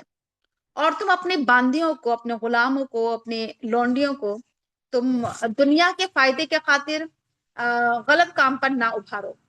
دیکھیے ایسا نہ ہو کہ انسان خود تو زنا نہ کرے لیکن اپنی باندیوں سے، اپنی لونڈیوں سے کو زنا پر ابھارے، اکسائے کہ وہ جائے غلط کام کرے اور وہاں سے پیسہ لے کر آئے اور پیسہ لا کر ہمیں دے۔ تو کہا جا رہا ہے کہ تم اپنی لونڈیوں کو ایسے کاموں پر، دنیاوی فائدوں کے خاطر اس کام پر مجبور نہ کیا کرو، جبکہ وہ پاک دامن رہنا چاہتی ہیں، وہ اپنی پاک دامنی کی حفاظت کرنا چاہتی ہیں، اور تم دنیا کا سامان چاہتے ہو۔ تو اگر وہ عورتیں مجبور ہو جائیں گی اپنے مالک کے آگے، وہ لونڈیاں، وہ باندیاں، تو پھر اللہ تعالیٰ انہیں معاف کرنے والا ہے، رحم کرنے والا ہے، ان کی مجبوری کی وجہ سے یا ان کی کراہیت کی وجہ سے۔ اللہ تعالیٰ کہہ رہا ہے کہ ہم تم پر یہ کھول کھول کر آیات نازل کر رہے ہیں، اور ہم ان قوموں کی مثالیں، ان قوموں کے واقعات بھی تم پر بیان کر چکے ہیں جو تم سے پہلے گزر چکے ہیں، اور یہ قرآن کریم ایک نصیحت ہے اللہ سے ڈرنے والوں کے لیے۔ اب یہاں پر اس آیت میں اللہ تعالیٰ کا تعارف کرایا جا رہا ہے کہ اللہ کی ذات کون ہے، کیا ہے، اللہ کی پہچان کرائی جا رہی ہے کہ اللہ تعالیٰ آسمان و زمین کا نور ہے، روشنی ہے۔ آسمان و زمین جو آج منور ہے، روشن ہے، پوری کائنات، پوری دنیا میں جو اجالا ہے، وہ اللہ کا نور ہے، اللہ کی روشنی ہے، اللہ کے نور سے منور ہے۔ اور اللہ کے نور کی مثال کہا جا رہا ہے کہ اس کی نور کی مثال ایسی ہے جیسے کسی طاق میں کوئی چراغ رکھا ہوا ہو، اور وہ چراغ ایک فانوس میں ہو، اور فانوس کا حال یہ ہو کہ جسے موتی کی طرح چمکتا ہوا تارا، اور وہ چراغ زیتون کے ایک مبارک درخت کے تیل سے روشن کیا جاتا ہو، جو نہ مشرق میں ہو نہ مغرب میں ہو، جس کا تیل آپ ہی آپ بھڑک پڑتا ہو، چاہے آگ نے اس کو نہ چھوا ہو، روشنی پر روشنی۔ اللہ تعالیٰ جس کے لیے چاہتا ہے اپنی روشنی سے ہدایت دیتا ہے، اللہ تعالیٰ لوگوں کے لیے مثالیں بیان کرتا ہے، اللہ تعالیٰ ہر چیز کا جاننے والا ہے۔ یہاں پر جو مثال دی گئی ہے اس میں یہ ہے کہ اگر دیکھیے کہ ایک طاق میں کوئی چراغ رکھا ہوا ہو، اور وہ ایک تو یہ کہ طاق میں رکھا ہوا ہے وہ چراغ، ہے نا، اس کی روشنی جو ہے دور تک نہیں پھیل رہی ہے، بلکہ اس طاق کے اندر اس کی روشنی محدود ہے. اور پھر اگر اس چراغ کو ایک فانوس کے اندر رکھ دیا جائے ہے نا، ایک شیشے کے اندر، تو پھر کیا ہوگی، اور بھی زیادہ اس کی روشنی پھیل جائے گی ہے نا. اور پھر وہ فانوس بھی ایسا ہو کہ بالکل موتی کی طرح چمکتا ہوا تارا، اس قدر صاف و شفاف وہ فانوس ہو کہ اس قدر یعنی ایسا شیشہ ہو وہ کہ بالکل چمکتے ہوئے موتی کی طرح، تارے کی طرح. اور پھر وہ چراغ جو ہو اسے جلایا جا رہا ہو زیتون کے مبارک درخت سے، کیونکہ زیتون کا درخت جو تیل ہے زیتون کا، وہ بہت ہی مبارک تیل ہے. وہ ایسے درخت سے نکلتا ہے کہ جو نہ مشرق میں ہے نہ مغرب میں، جس پر نہ دھوپ پڑتی ہے نا. تو کہا جا رہا ہے کہ اس کا تیل تو ایسا ہے کہ گویا آگ سے آپ بھڑک جائے، چاہے اس کو آگ چھوئے یا نہ چھوئے. اب سوچیے روشنی پر روشنی ہے نا، کہ ایک تو یہ کہ چراغ کی اپنی روشنی، پھر تاخ میں رکھ دینے سے اور زیادہ اس کی روشنی ہو گئی تاخ کے اندر، اور پھر جب شیشے میں اس کو رکھ دیا فانوس میں تو اور زیادہ روشنی ہو گئی، اور شیشہ بھی اس قدر چمکدار ہے کہ اور زیادہ روشن ہو گئی اس کی روشنی. تو نور علی نور، روشنی پر روشنی ہے نا. تو یہ ہے اللہ تعالیٰ کے نور کی مثال ہے نا، کہ اللہ تعالیٰ کا نور اس قدر روشن، چمکدار، روشنی دینے والا ہے نا. تو یہ دیکھیے آپ کہ اگر آپ تھوڑا سا اس پر غور کریں کہ ایسے ہی جب انسان کے اندر ایمان کا نور آ جاتا ہے، انسان کے دل میں علم کی روشنی، ایمان کی روشنی، تو سوچئے کہ دل کے اندر جب وہ روشنی پڑتی ہے، داخل ہوتی ہے نا، اور پھر وہ روشنی اس قدر بڑھتی چلی جاتی ہے، نور علی نور جسے کہنا چاہیے، کہ انسان اپنے اعمال سے ایمان کی روشنی کو بڑھاتا ہے. نمازیں پڑھ رہا ہے تو روشنی بڑھ گئی، روزے رکھے، قرآن پڑھا، اور بہت سارے نیک کام کیے، زکوٰۃ، حج، دعائیں، جتنے بھی نیک کام ہو سکتے ہیں، اس سے روشنی بڑھتی چلی جاتی ہے. تو وہ روشنی پھیلتی چلی جاتی، بڑھتی چلی جاتی ہے نا. تو نور علی نور ہوتا رہتا ہے، ایک کے بعد ایک انسان نیکی کرتا ہے، اس سے اس کا ایمان کا نور اور بڑھ جاتا ہے. تو کیا ہوتا ہے کہ روشنی پھیل جاتی ہے، بڑھ جاتی ہے. تو یہاں پر یہی بات سمجھائی جا رہی ہے کہ پھر اس کے اثرات جو ہوتے ہیں، جو دل میں جو ایمان کی روشنی ہوتی ہے اس کے اثرات نظر آتے ہیں. دل کی روشنی پھر اس کی شخصیت پر پڑنے لگتی ہے، اس کی ذات پر پڑنے لگتی ہے، باہر آنے لگتی ہے. اس کے حال حلیے سے، اس کی بول چال، اس کے افکار، خیالات، عقائد، سب پر ایمان کی روشنی نظر آتی ہے. اور پھر وہ روشنی اس قدر بڑھتی ہے کہ جو اس کے ملنے جلنے والے، اس کے سامنے، اس کے فالوورز، اس کے آس پاس کے لوگ بھی اس کی روشنی سے منور ہونے لگتے ہیں، روشنی پانے لگتے ہیں. تو یہ ہے نور علی نور. بڑی اچھی مثال ہے، انسان اگر اس پر غور کرے. آگے کہا جا رہا ہے کہ ان گھروں آگے کہا جا رہا ہے کہ اس کے نور کی طرف ہدایت پانے والے ان گھروں میں پائے جاتے ہیں. اس نور سے ہدایت پانے والے ان گھروں میں پائے جاتے ہیں کہ جنہیں بلند کرنے کا اور جن میں اپنے نام کی یاد کا اللہ نے اذن دیا ہے. وہ گھر جہاں پر اللہ تعالیٰ نے حکم دیا ہے، اجازت دی ہے، اذن دیا ہے کہ اللہ کا نام بلند کیا جائے، اللہ کے نام کا ذکر کیا جائے ہے نا. تو ایسے گھروں میں اللہ کے نور کی طرف ہدایت پانے والے موجود ہوتے ہیں، پائے جاتے ہیں. یعنی کہ مساجد ہیں، مدرسے ہیں، یا وہ گھر ہے، وہ سینٹرز، وہ جگہیں، وہ مرکز کہ جہاں پر اللہ کا نام بلند کیا جاتا ہے، ذکر کیا جاتا ہے، اور جہاں پر صبح و شام اللہ کی تسبیح بیان کی جاتی ہے. اور آگے کہا جا رہا ہے کہ ان میں ایسے لوگ موجود ہیں جو صبح و شام اس کی تسبیح کرتے ہیں، جنہیں تجارت، خرید و فروخت اللہ کی یاد سے اور اقامت نماز اور ایتاء زکوٰۃ سے غافل نہیں کرتی ہے. یعنی ایسے لوگوں کی تعریف کی جا رہی ہے، ان لوگوں کی کہ جو صبح و شام اللہ کی تسبیح بیان کریں، اور حالانکہ وہ تجارت بھی کرتے ہیں، خرید و فروخت بھی کرتے ہیں، لین دین بھی ہوتا ہے ان کا، لیکن ان کے کاروبار، ان کے بزنس، ان کی تجارتیں، ان کی دکانیں انہیں اللہ کے ذکر سے غافل نہیں کرتی ہیں. نماز کا وقت آیا تو نماز ادا کی، وہ لوگ زکوٰۃ بھی ادا کرتے ہیں. تو اللہ کی یاد سے وہ کبھی بھی غافل نہیں ہوتے ہیں، ان کے کاروبار ان کو غفلت میں نہیں ڈالتے ہیں. اور جو ڈرتے ہیں اس دن سے جس دن کے دل اور نگاہیں پتھرا جائیں گے، دل الٹ جائیں گے، آنکھیں پتھرا جائیں گی، تاکہ اللہ تعالیٰ بدلہ دے اس دن لوگوں کو ان کے کاموں کا، اچھا بدلہ دے اچھے کاموں کا، اور مزید انہیں اپنے فضل سے نوازے. اللہ تعالیٰ جسے چاہتا ہے بغیر حساب کے رزق دیتا ہے. اور جنہوں نے کفر کیا، جو کافر ہیں، ان کے اعمال کی مثال دی جا رہی ہے. ان کے اعمال تو ایک سراب کی طرح ہیں، ایک چمکتی ہوئی ریت यानी कि धोखा, शराब धोखा भी कोई कहते हैं ना, कि सामने से तो वो चमकती हुई रेत नजर आती है। नहीं, जो चमकती हुई रेत होती है सामने से वो पानी नजर आता है। दूर से अगर देखो तो जैसे कोई पानी है, उसके करीब पहुंचो तो पानी नहीं होता है, वो रेत होती है। तो अल्लाह ताला कह रहा है काफिरों की मिसाल ऐसी है जैसे कोई दश्ते बेआब में शराब के प्यासा उसको पानी समझे, लेकिन जब वो वहां पर पहुंचे तो वहां कुछ ना पाए, वो वहां पर अल्लाह को पाए। तो ऐसी देखिए दुनिया में जो बहुत सारे काफिर लोग हैं, बड़े अच्छे अच्छे काम भी कर रहे हैं बहुत सारे, लेकिन उन्हें लगता है कि उनके पास बहुत नेकियां हैं, बहुत अच्छे काम कर रहे हैं वो, लेकिन जब कल आखिरत में अल्लाह के सामने जाएंगे तो बिल्कुल खाली हाथ। क्यों? उनकी नेकियां कहाँ चली जाएंगी, नजर क्यों नहीं आएंगी? क्योंकि उन्होंने नेकियां तो की, अच्छे काम तो किए, लेकिन उनके अंदर ईमान नहीं था। तो उनकी तमाम नेकियां अकारत चली जाएंगी, खाली हाथ रह जाएंगे। उन्हें लग रहा है कि आखिरत में हमें बहुत कुछ मिलेगा शायद।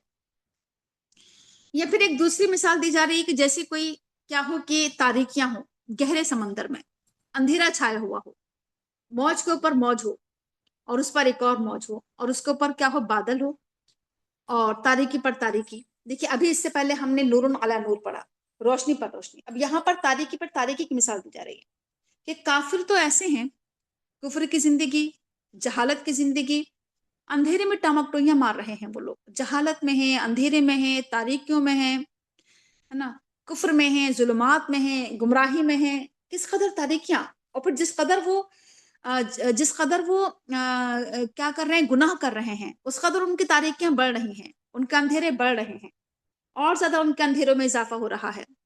एक के बाद एक वो गलत काम, एक के बाद एक शिर्क, बिदअत, और इसके अलावा जितने भी गुनाह के काम हैं सब, जितने जहालत के काम है, सब तारीकियां हैं। तो तारीकियों में इजाफा हो रहा है उनके, इस कदर तारीकियां कि उन्हें खुद अपना हाथ भी सुझाई नहीं दे रहा है कि आदमी अगर अपना हाथ भी निकाले तो उसे वो भी दिखाई ना दे। तो कहा जा रहा है कि जिसकी ने अल्लाह ने नूर नहीं बनाया उसकी ने कोई नूर नहीं, जिसे अल्लाह ने हिदायत नहीं दी उसे कोई हिदायत नहीं दे सकता। तो देखिए इससे पता चला कि ये हिदायत अल्लाह का एक नूर है, एक रोशनी है ये कुरान, और ये इल्म एक रोशनी, एक नूर है ये। और जहालत एक अंधेरा है, कुफ्र एक अंधेरा है। क्या तुमने देखा नहीं कि अल्लाह की तस्बीह बयान कर रही है हर चीज, जो आसमानों में है, जो जमीन में है, यहाँ तक कि परिंदे भी सफ बस्ता होकर, कतार दर कतार जो परिंदे चल रहे हैं ऊपर आसमान में, पर फैलाए उड़ रहे हैं, ये भी अल्लाह की तस्बीह बयान कर रहे हैं। और हर एक ने अपनी इबादत और तस्बीह का तरीका जान लिया है। हमने इससे पहले भी बात पढ़ी थी ना, कि हर जितनी भी मखलूकात हैं, चाहे वो जानवर हो, चरिंद परिंद हो, हर एक की इबादत का तरीका अलग है, और हर एक को मालूम है कि उसको कैसे इबादत करना है। तो इंसान को भी चाहिए कि वो भी इल्म हासिल करे कि नमाज कैसे पढ़े, कैसे अल्लाह की इबादत करे। उसे भी इबादत के तरीके जानना चाहिए, इल्म हासिल करना चाहिए, हर चीज के तरीके जाने वो, कि जिंदगी कैसे गुजारे, इबादत कैसे करें। अल्लाह ताला जानने वाला है लोगों के अमाल, अल्लाह के हाथ में जमीन आसमान की बादशाही, अल्लाह की तरफ ही लौटना है, पलटना है। क्या तुमने देखा नहीं कि अल्लाह ताला बादलों को चलाता है आहिस्ता आहिस्ता, और फिर वो उन बादलों को जोड़ देता है, बादलों के टुकड़ों को, यानी अलग अलग टुकड़ों में जो बादल तकसीम होते हैं, अल्लाह ताला उनको जोड़ देता है, और फिर वो उसे समेट कर एक कसीफ अब्र बना देता है। और फिर तुम देखते हो कि उसके कौल में से बारिश के कतरे टपकते चले आते हैं। यानी पूरा जो प्रोसेस है ये बारिश का, बादलों को चलाना, बादलों को बाहम जोड़ना उसके टुकड़ों को, और फिर उसे जो है फिर उसके अंदर से फिर बारिश का नाजिल होना, बारिश के कतरे टपकना। तो इस तरह से अल्लाह ताला बारिश नाजिल करता है, और वो आसमान से उन पहाड़ों की बदौलत जो कि बुलंद है, वहां से फिर वो ओले बरसाता है, और जिसे चाहता है उसका नुकसान पहुंचता है, जिसे चाहता है उससे बचा लेता है। और करीब है कि बिजली की चमक निगाहों को उचक ले, निगाहों की रोशनी सल्ब कर ले, छीन ले। तो ये अल्लाह ताला ही इस तरह से बारिश नाजिल फरमाता है, और अल्लाह ताला ही रात और दिन को गर्दिश देता है, पलटता है। और बेशक इसमें इस पूरे जो अल्लाह ताला का निज़ाम है, इसमें यकीनन सबक है उन लोगों के लिए जो आंखें रखते हैं, उन्हें चाहिए कि गौर व फिक्र करें। अल्लाह ताला ने पानी से ही हर जानदार को पैदा किया है, और लोगों में से कुछ ऐसे हैं, यानी अल्लाह ताला की मखलूक़ात में हर तरह के लोग पाए जाते हैं। एक तो ये कि पानी से ही हर एक को, इंसान को पानी के हक़ीर बुन से बनाया गया है, पेड़ पौधे भी पानी से वजूद में आते हैं, हर जिंदा चीज क्या है, पानी से ही जिंदा है। और कहा जा रहा है कि ये जो अल्लाह ताला के मखलूक़ात हैं, इनमें से कुछ तो ऐसे हैं जो पेट के बल चल रहे हैं, कुछ ऐसे हैं जो दो टांगों पर चल रहे हैं, कुछ ऐसे हैं जो चार पर चल रहे हैं। इंसान है 2 टांगों पर चल रहा है, जानवर है 4 टांगों पर चल रहे हैं, कुछ 2 पर, और कहा जा रहा है कि परिंदे हैं और इस तरह से कीड़े मकोड़े हैं, पेट के बल चल रहे हैं। अल्लाह ताला जो चाहता है पैदा करता है, अल्लाह ताला हर चीज़ पर कादिर है। हमने खुली हुई आयत नाजिल की हैं, अल्लाह ताला जिसे चाहता है हिदायत देता है सिरात मुस्तकीम की। लोग कहते हैं कि हम अल्लाह पर ईमान ले आए, रसूल पर ईमान ले आए, हमने इताअत कर ली, लेकिन लोगों में से एक गिरोह पलट जाता है, मुंह और वो मुमिन नहीं है। यानी मुनाफिक लोग जो जबान से कहते हैं कि हम माना, लेकिन अमल इसके खिलाफ है, मतलब ये है कि मुमिन नहीं है। और जब लोगों को अल्लाह की तरफ और उसके रसूल की तरफ बुलाया जाता है ताकि उनके यहाँ फैसला किया जाए, तो उनमें से कुछ लोग मुंह पीट करते हैं, यानी हुक्म के मुताबिक नहीं करते हैं। और अगर हक के मौके हो तो फिर रसूल के सामने इताअत गुजार बनकर आ जाते हैं, यानी अगर फैसला उनके में हो जाए, जैसे वो चारों मर्जी के मुताबिक हो जाए, तो ऐसा लगता है जैसे बहुत इताअत करने वाले इताअत गुजार बनकर सामने आए हैं। क्या इन लोगों के कोई बीमारी है, कोई मर्ज है, में या ये डरते हैं कि कहीं अल्लाह उस पर जुर्म कर दे, बल्कि ये तो खुद है। आगे कहा जा रहा है कि मोमिन तो वो होते हैं कि उनका कौल जो होता है वो बुलाया जाता है अल्लाह उसके रसूल की तरफ। क्यों बुलाया जाता है? ताकि उनके बीच में फैसला।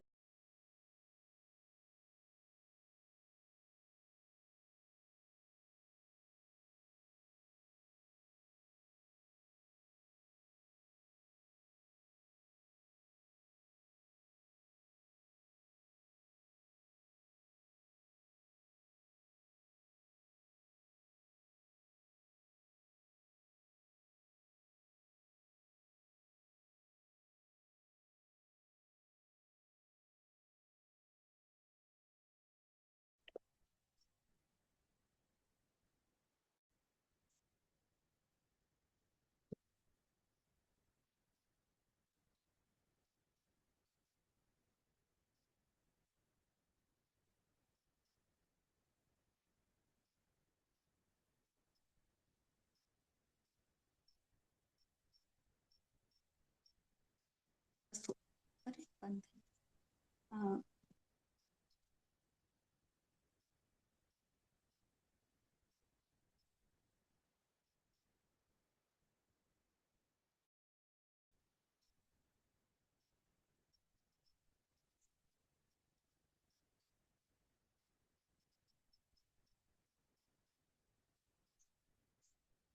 हमारे जूम मीटिंग को चलते हुए और आवाज आ नहीं रही। जी औज़ुबिल्लाहि मिनश्शैतानिर्रजीम। तो कहा जा रहा है कि और जो इताअत करेगा अल्लाह के और उसके रसूल की और अल्लाह से डरकर जिंदगी गुजारेगा, तकवा अख्तियार करेगा, तो वो कामयाब लोग हैं। और लोग अल्लाह ताला की बहुत ही मजबूत कस्में खाते हैं और कहते हैं कि अगर आप हमें हुक्म देंगे तो हम जरूर निकलेंगे। तो ए नबी इनसे कह दो कि तुम कस्में ना खाओ, इताअत तो जानी पहचानी चीज है, यानी तुम्हें कसम खाने की जरूरत नहीं है। अगर तुम कहना मानोगे तो वो नजर आएगा सामने से, तुम इताअत करोगे तो वो तो नजर आ जाएगी। तुम्हें बताने की या जताने की जरूरत नहीं है कि हम मानेंगे, हम इताअत करेंगे।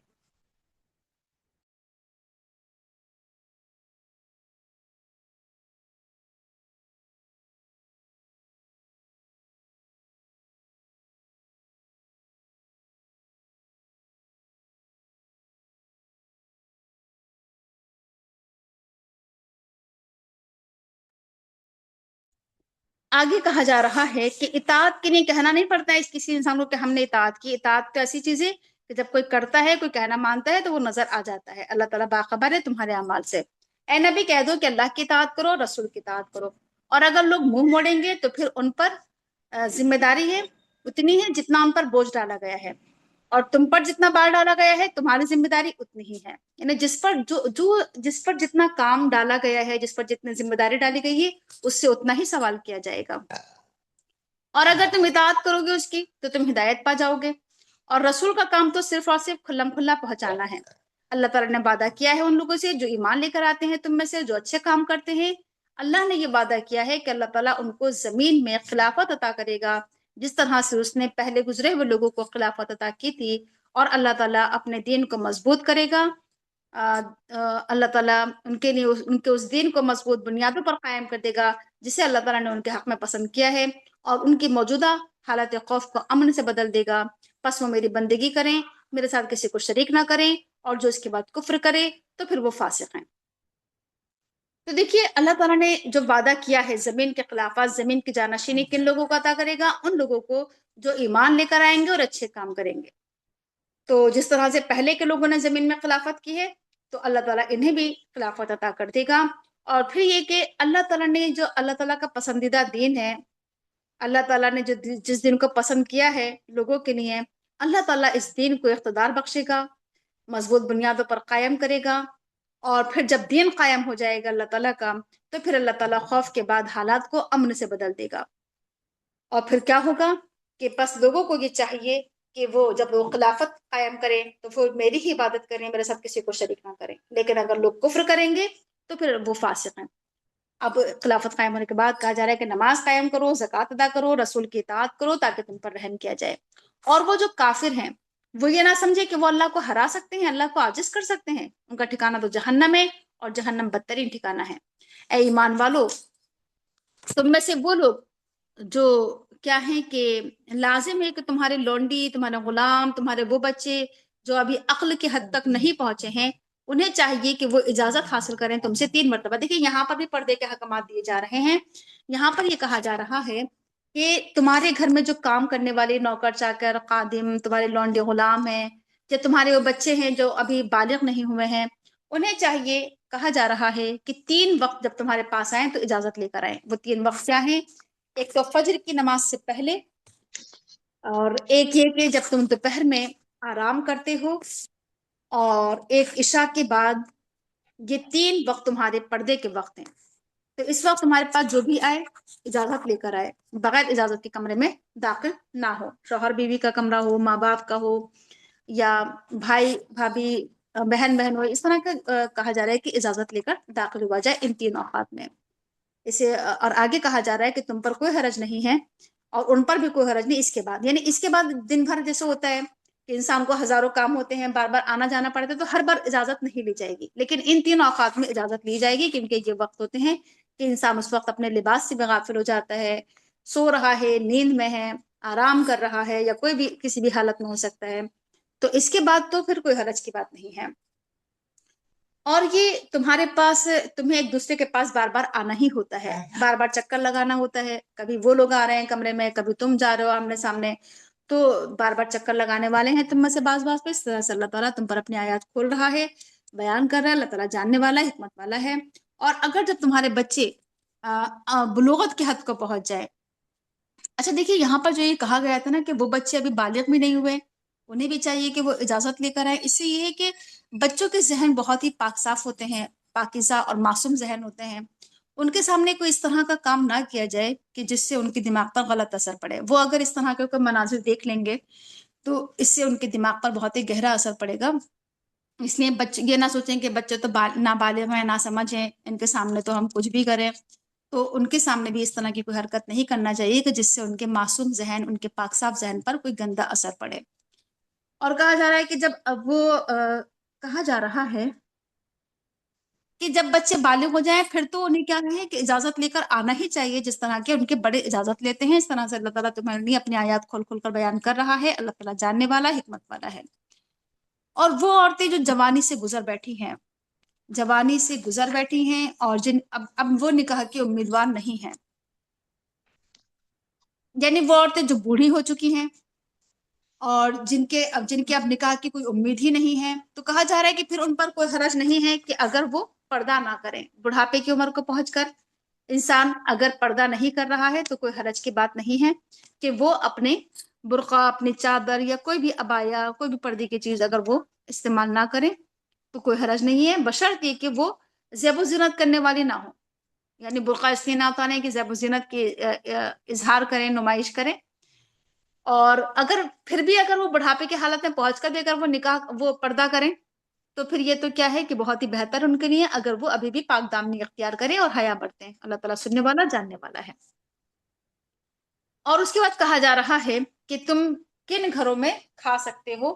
تو کہا جا رہا ہے کہ کوئی حرج کی بات نہیں ہے اگر کوئی نابینا، کوئی معذور، کوئی مریض کسی کے گھر سے اگر کھا لے اور نہ تمہارے اوپر اس میں کوئی وہ ہے مذائقہ ہے کہ تم اپنے گھروں سے کھاؤ۔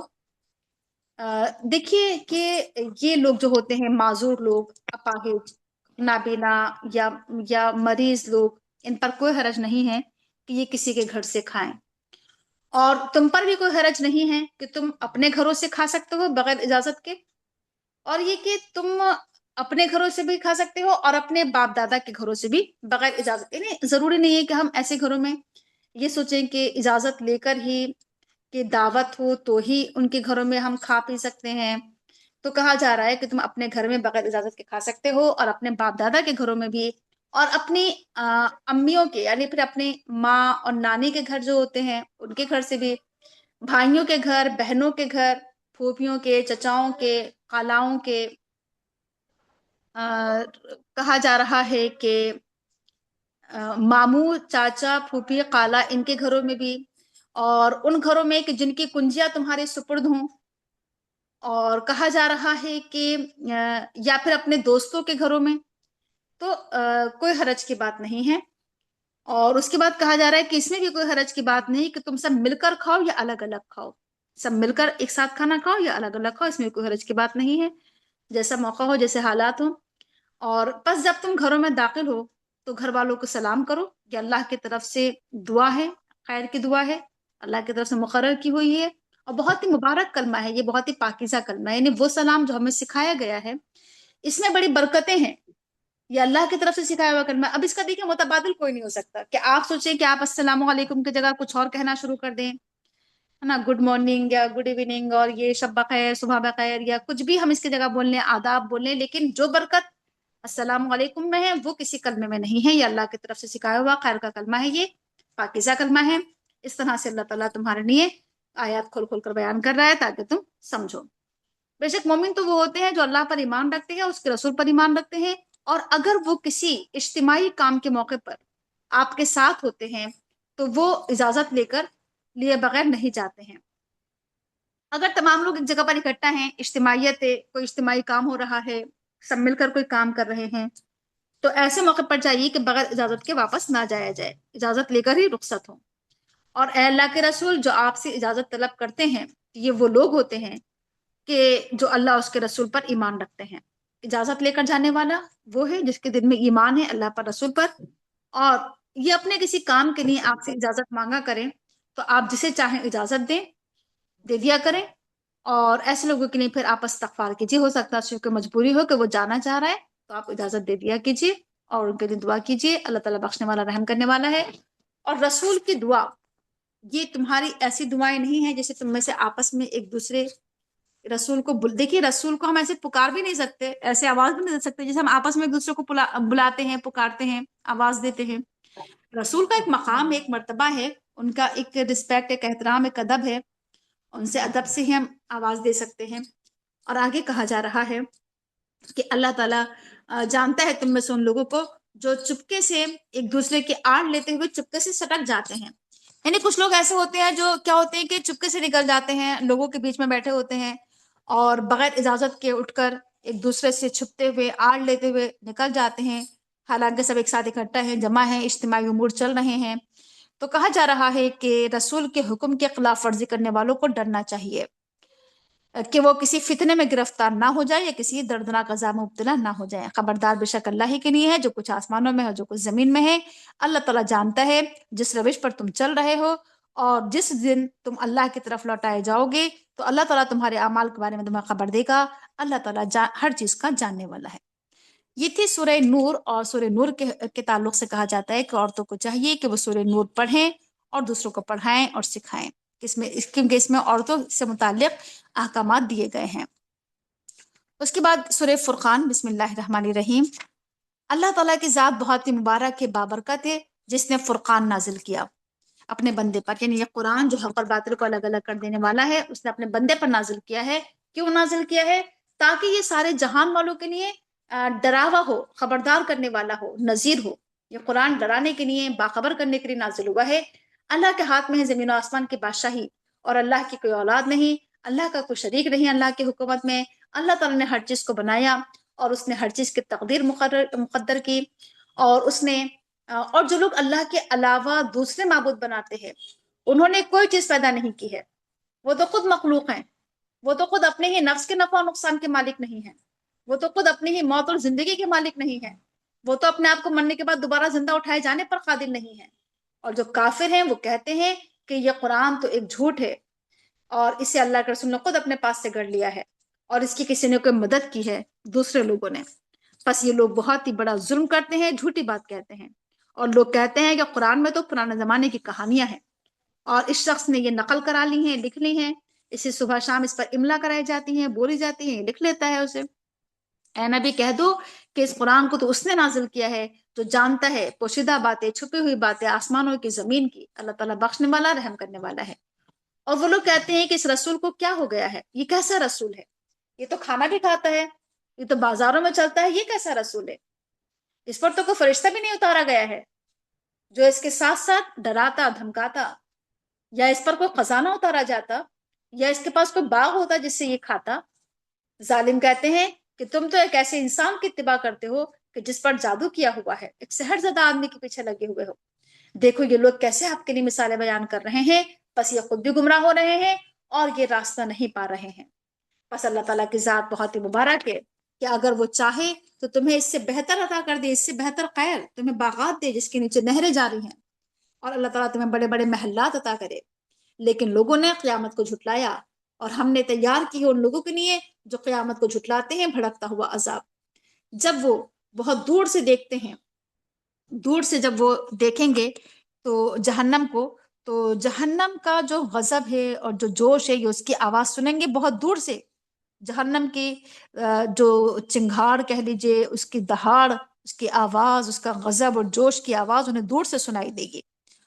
اور جب انہیں اس کے اندر ڈالا جائے گا تو بہت ہی تنگ جگہ میں یہ لوگ ٹھوسے جائیں گے اور اپنی موت کو پکارنے لگیں گے، یعنی اس قدر بھری ہوئی کہ برے طریقے سے اس میں ان لوگوں کو ٹھوس دیا جائے گا اور کہا جائے گا کہ آج خواہ تم کتنی ہی موت کو پکارو، آواز دو، کتنی ہی موتوں کو تم پکار لو، ایک کو پکارو یا ہزاروں کو پکارو،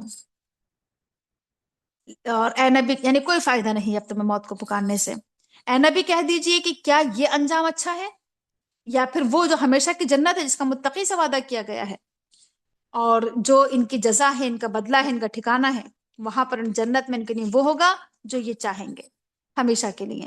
یہ اللہ تعالیٰ کا وعدہ ہے، اور اللہ تعالیٰ اللہ تعالیٰ کا یہ وعدہ ہے جس کا ادا کرنا اللہ کے نزدیک واجب الادا ہے۔ اللہ تعالیٰ ضرور اپنے وعدے کو پورا کرے گا۔ اللہ تعالیٰ تمام لوگوں کو اکٹھا کرے گا، ان تمام لوگوں کو بھی اور انہیں بھی جنہیں وہ اللہ کے علاوہ پکارتے ہیں، یعنی وہ معبود جنہیں اللہ کے علاوہ پکارا جاتا ہے انہیں بھی اللہ تعالیٰ جمع کرے گا اور کہے گا، ان لوگوں سے معلوم کرے گا کہ کیا تم نے میرے بندوں کو گمراہ کیا تھا، ان بندوں کو، یا یہ خود گمراہ ہو گئے تھے؟ تو یہ لوگ عرض کریں گے کہ اللہ تعالیٰ تو پاک ہے، ہمارے لیے مناسب نہیں ہے کہ ہم آپ کے سوا کسی کو اپنا مولا بنائیں، اپنا کسی کو ولی بنائیں۔ آپ نے تو ان کو سامان زندگی دیا، خوب دیا، ان کے آباء و اجداد کو بھی دیا، اتنا دیا کہ یہ اللہ کو بھول گئے، اپنا سبق بھول گئے، ذکر بھول گئے، نصیحت بھول گئے، اور ان کی شامت آ کر رہی، شامت زدہ ہو کر رہے، ہلاک و برباد ہو گئے۔ بس ان لوگوں نے جھٹلایا، اس طرح سے یہ لوگ جھٹلا دیں گے وہ تمہارے معبود، تمہاری ان باتوں کو جو آج تم کہہ رہے ہو، تمہارے معبود جھٹلا دیں گے تمہاری ان باتوں کو جو آج تم کہہ رہے ہو، پھر تم جو ہے اپنی شامت کو نہ بدل سکو گے، یعنی عذاب کو نہ پھیر سکو گے، نہ ہی کوئی مدد آئے گی تمہاری، اور تم میں سے جو ظلم کرے گا تو ہم اسے بڑا عذاب دیں گے۔